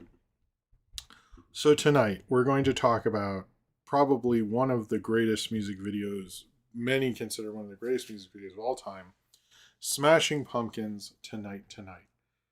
I actually have some cool trivia on this one. So if you hadn't looked it up or figured it out, I would don't spoil it in the chat, but I think you'll be surprised by some of this. So this was based on George Méliès's trip to the moon. This was actually based on, if you've seen the cover of the Smashing Pumpkins album, Melancholy and Infinite Sadness, which is what I'm doing all the music videos from this album. They felt, Jonathan Dayton and Valerie Faris, who directed this video, felt the cover reminded them of George Méliès's trip to the moon. And they were originally, the Smashing Pumpkins were going to make a Bubsley Berkeley style video for this. But the Red Hot Chili Peppers made for their film Aeroplane, or their music video Aeroplane, a more contemporary, like Bubsley Berkeley thing. It was a big video at the time. I don't think anyone remembers it now, but it was. And they saw that and realized, oh, we cannot make a Bubsley Berkeley thing. The Chili Peppers just did it. Apparently there's a second one that seems like they couldn't have done it. But then they came up with the George Méliès thing, which was the third version. I love the cardboard cutouts. They did cardboard cutouts, which were theater flats, to remind of it's kind of like early cinema, and George Méliès did do theater flats, and they actually had designers to come in and design them so they look like they have depth and stuff. They actually used a hand crank camera and to achieve that effect, although they did it with obvious blue screen. I'm not sure how that works with, I mean, I know it's possible, but with doing a hand crank thing with blue screen, like that seems like they didn't mention they had to use a lot of technical effects to get it to look as Méliès as possible. I do wonder though, because it's like they go to the moon. I think the rocket there is a rocket from a trip to the moon, because they don't take a rocket to a trip to the moon. They take a blimp to the moon and fly down. And I think the rocket's, so it's sort of a sequel, I guess. I don't know. I did not watch A Trip to the Moon again, which was maybe a mistake. I had seen A Trip to the Moon before this through like Sci-Fi Channel and stuff. Although if you watch, I've been watching this thing for these videos called Smashing Pumpkins Videology, and they play a clip from A Trip to the Moon, and it looks like fucking shit. and I want to say this right now about before DVD took off with silent film, I did watch silent film on VHS. It looked horrible. It is like sometimes they didn't even check the gate and the film's off. They really did not give a shit. The reason silent film took off in the 2000s is because they took better care of it. So if you ever want a comparison, find on YouTube, Sergeant Pumpkin's Videology. It's sort of late in the thing, the segment on Tonight Tonight, and just see that clip. That is like how I saw Metropolis. That is how I saw The Lodger. That is how I saw like Birth of a Nation and Intolerance. The fact that and a lot of Chaplin and Keaton, if the fact that I like silent film from that is like true, like you don't know what we had to go through. I might cut this part out, but it was really, when I watched it, I was like, oh, I remember silent film. It looks so bad. Sorry. The end, they basically shoot, they go to, the plot of it is they go into this blimp, they take the blimp up, and the design back behind them, you can see smokestacks and stuff. That's all like practical. They had to have the camera exactly to center, or they could see behind the theater flat. So it had to be, they talked about how it was in a behind the scenes, Jonathan Dayton, Valerie Faris, it was actually really hard to get have the camera be that exact and get all the information and shoot like George Méliès did. They very much did a lot of research on George Méliès. I agree that this is more Hugo than Hugo. Like this is the most Méliès thing ever. It's like pretty awe-inspiring how they were able to do it, how they literally had a hand crank camera, how they combined all these elements, how they really researched Méliès. Like it looks like a Méliès movie, but obviously combined with the music video, while also not cheapening it. This won 6 Video Music Awards for Video of the Year, Breakthrough Video, Art Direction, Special Effects, Cinematography. Smash. That is like the third most. It's tied with a bunch of other videos. The most is Sledgehammer by Peter Gabriel. I think it was 8 or 9. They also won that night for Best Alternative Video for 1979. But yes, I do remember. Yeah, when I watched this, my dad commented how I knew a lot about film because I knew the ship at the end said the SS Méliès, which is a reference to George Méliès. I was at least aware of Trip to the Moon. I know more about George Méliès now. I should do more on George Méliès. He's a great director if you've never seen his stuff. Here's the trivia part. So how about okay. So the couple who goes through the whole Tonight Tonight. I think my audience will be surprised by this. The couple in it is Tom Kenny and his wife, Jill Talley. Yes, SpongeBob and Karen Plankton are the couple in the Tonight Tonight video. At the time, they're just people from a show, the Mr. Show. They were, SpongeBob didn't exist when this video came out, so I did not know that was the voice of SpongeBob because I didn't know who SpongeBob was. But I forgot that until I was researching that that's Tom Kenny in a Smashing Pumpkins video in Tonight Tonight. He doesn't really look like him because of the makeup, but that is actually Tom Kenny is the guy in Tonight Tonight, which is wild to me. I was just like, wow, okay. The other kind of interesting trivia that I found out about this, apparently, this was filming at the same time as Titanic. And because of that, they had trouble finding turn of the century period props because James Cameron Titanic bought like everything, like bought up everything or rented everything. So they actually had designers, almost all of this, very few of it were props you could previously rent. They had to build and design like literally everything to do this because they didn't have that. But yeah, this was a very huge music video that summer in 1996. It was one of the biggest things. Like it just really took off. They were apparently all of the sets, all of the theater flats were shipped to Darcy Retzky's farm at the time, and apparently I read she still has them and stuff because she thought they were all really cool, and so she actually kept them. So apparently they are restored somewhere on her farm, but she doesn't really make a lot of personal appearances and interviews, so I don't know what state they're in or what the deal is, but supposedly I read one thing from at least 10 years ago that they're still around, but that seemed very unconfirmable. But it was, Billy Corgan has said that she got them all and had them shipped to her farm. So I guess that happened. I do consider this a really great music video. I think it also shows the inventiveness of Jonathan Dayton and Valerie Faris. I think I like 1979 more, but I think the technical innovations of this is pretty amazing. I'm like, it's just like really getting into this video is like, wow, this is a pretty insane video. Also, the Tom Kenny thing, also the that this was filming at the same time as Titanic is funny to me. That like there's like in Hollywood at the time you had like all this turn of the century stuff, and they're both like huge technical innovations at the time is really funny. Um, I also like that it very much honors George Méliès and tries to do actually try to make a George Méliès thing with also like a hand crank camera, which I think gives it a very unique thing. One of the things I really like about this era of Smashing Pumpkins, music video wise, is each of these are dramatically different music videos, and they each have an interesting perspective that highlights how different each of these songs were, but how interesting the band really was. But also shows like a real creativity of particularly Jonathan Dayton and Valerie Faris. This in 1979 I think are kind of the two hallmarks of that album. And music video wise, I think show uh, how interesting the band was like commercially and on MTV and how they could use MTV really well. A lot of alternative bands at the time were just doing performance videos and doing the Sam Bear thing and that, and which they used correctly with Bullets Butterfly Wings and all that.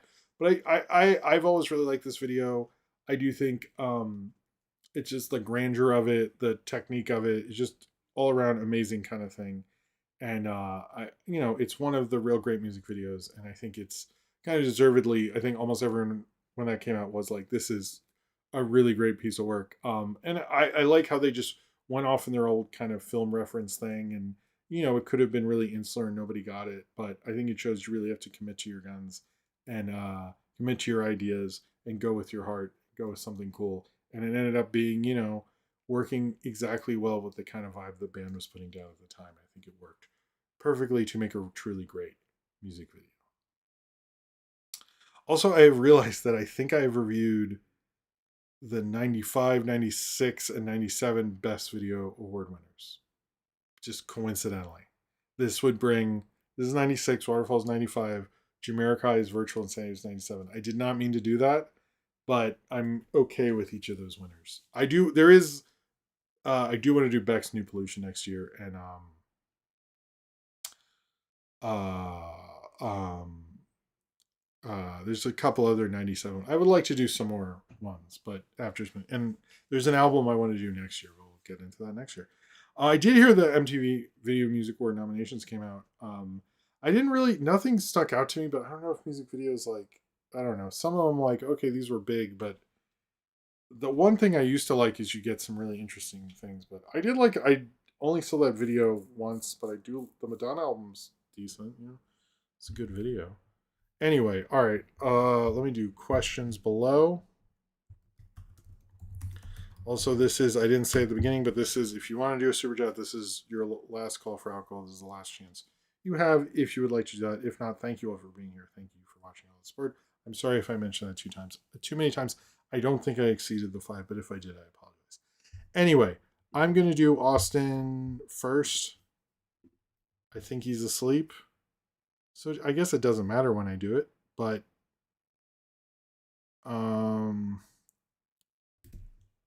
okay.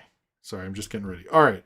Here are the Patreon questions. We'll do Austin first. Hey, Jim, hope you're doing well. I usually can't stay up for these things. Anyway, a question ties into my goal of watching every episode of Mystery Science Theater. Hit a point to go random order right now, including I got 95 on my list on Letterboxd. I just did EGOT, which is a great episode. Beatnik's Daddio and Daddio. I don't know if I've seen Daddio. There's a lot I haven't seen, even though I've seen a lot of them.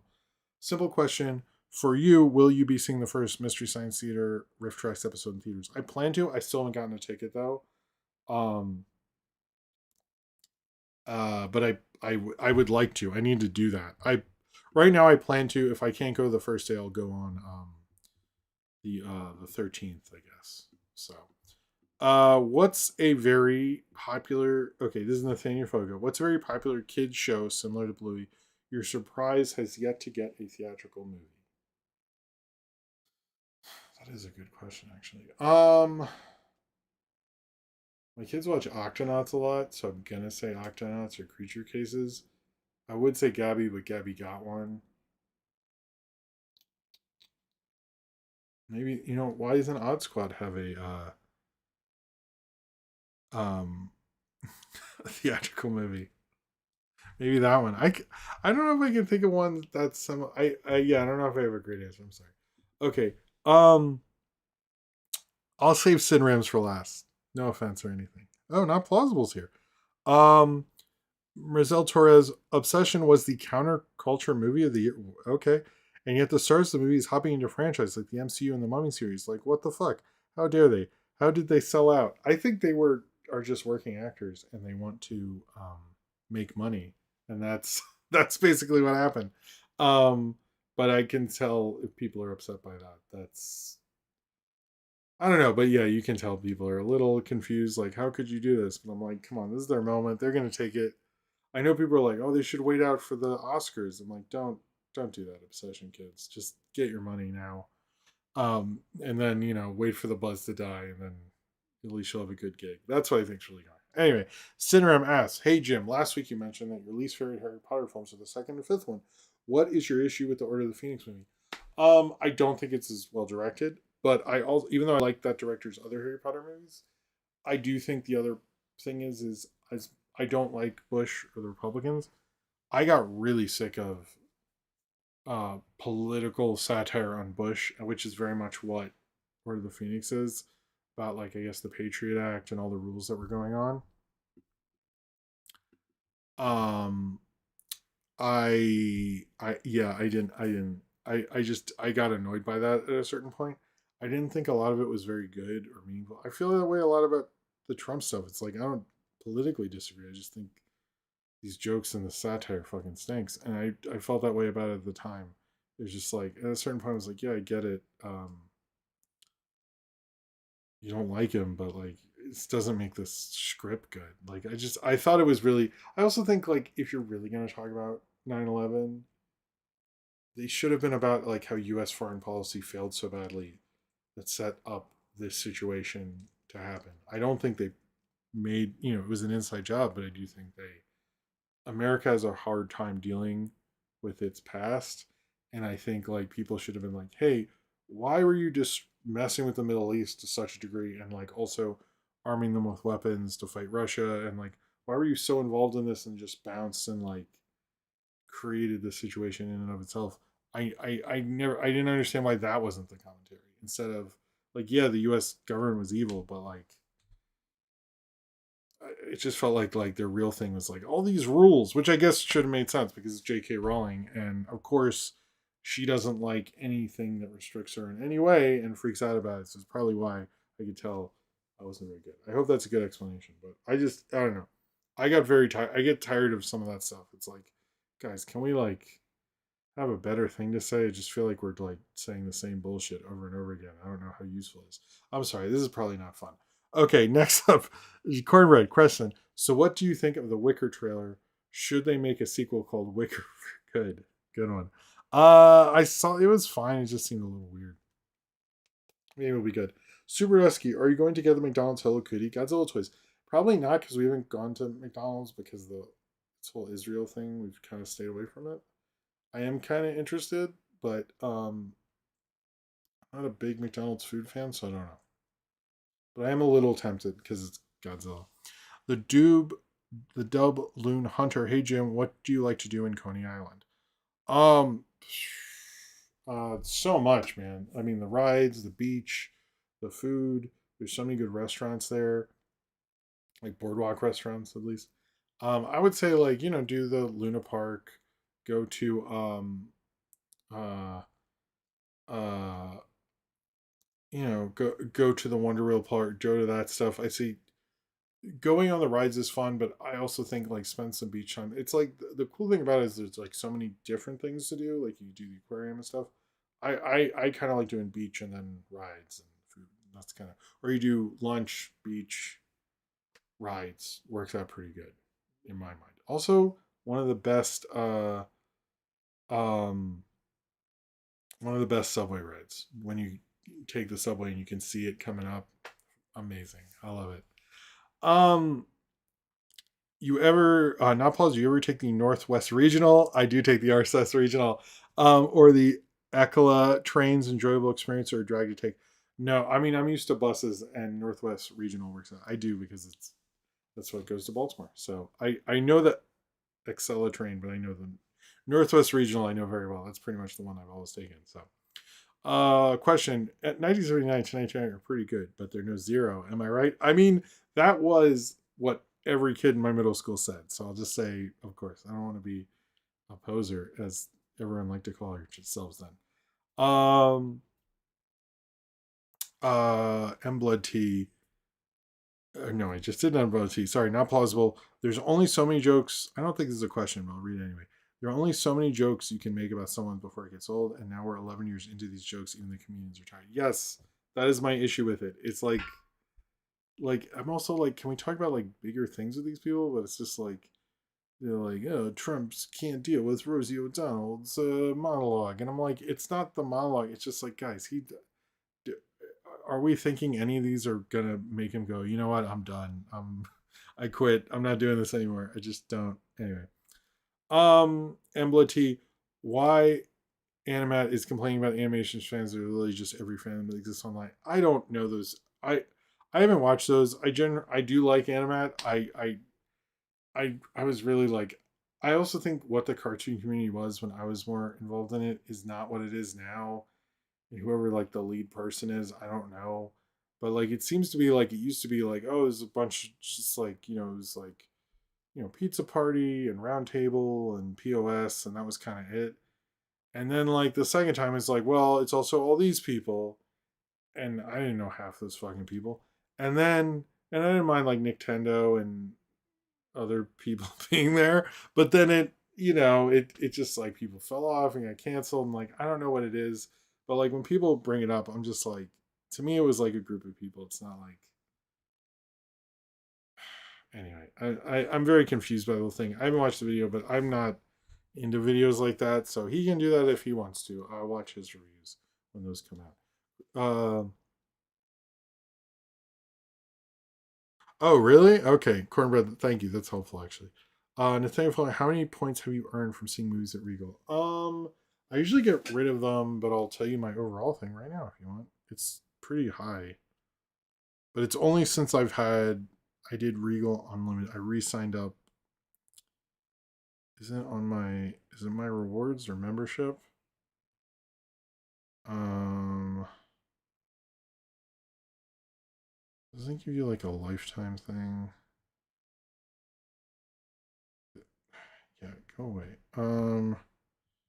So right now I have like 13,000, but there's like a thing where it tells you. Oh, now it makes it a lot easier to delete your account. It used to be really annoying. Um,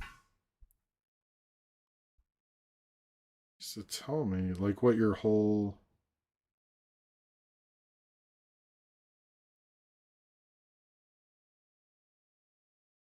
thing was. Does it?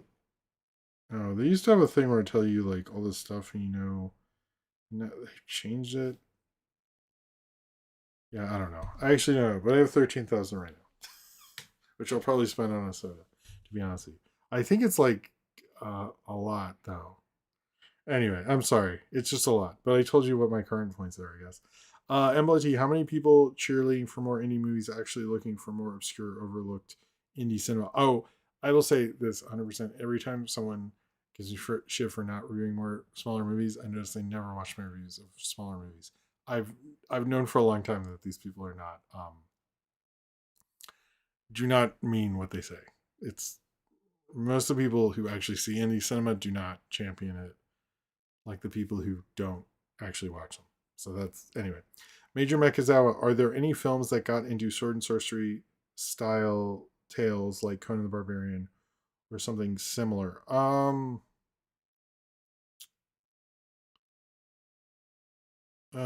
mean, I'd say Willow. I actually there's a lot of those I haven't seen or some I would just see on TV. So I know Willow Witchfinder General, which is before that, is pretty cool. I can't think of any right now. I'm sorry. Embla T, ain't it funny that the Dark Knight has the MCU Major Crimes Unit and Spider-Man has DC Damage Control? That's pretty good. Are you looking for It Ends? Is that the road thing? I just saw a trailer for that before Miasma. Is that the road? Is that what that is? Yeah, I just heard about that this week. It seems interesting, but I'm like, it's like going on a never-ending road trip does sound like a true horror movie. So I'm a little curious, but yeah, I saw the trailer and it did seem kind of interesting, but it seemed like a really low stakes to shoot horror movie. But I was like, hey, you did it. Seems like a weird ass idea though. So good for them though. Good for them. All right, I think we're done. If there's anyone else, thank you all for being here tonight. I think we'll be back next Thursday. Look out for the uh, bonus one next in a few weeks for like an end of summer thing. I want to give a shout out to anyone who gave a super chat, that being Medella Butterfly, Austin Thainfo, Slapjockey, and William Dumoulin. I very much appreciate it. That was really cool. Trailer got reviews from YouTube. I never do that reaction thing. I always think it's fake because, like, don't they rehearse it? That's not their real reaction. Anyway, cheers to all of you. Cheers to everyone who showed up tonight.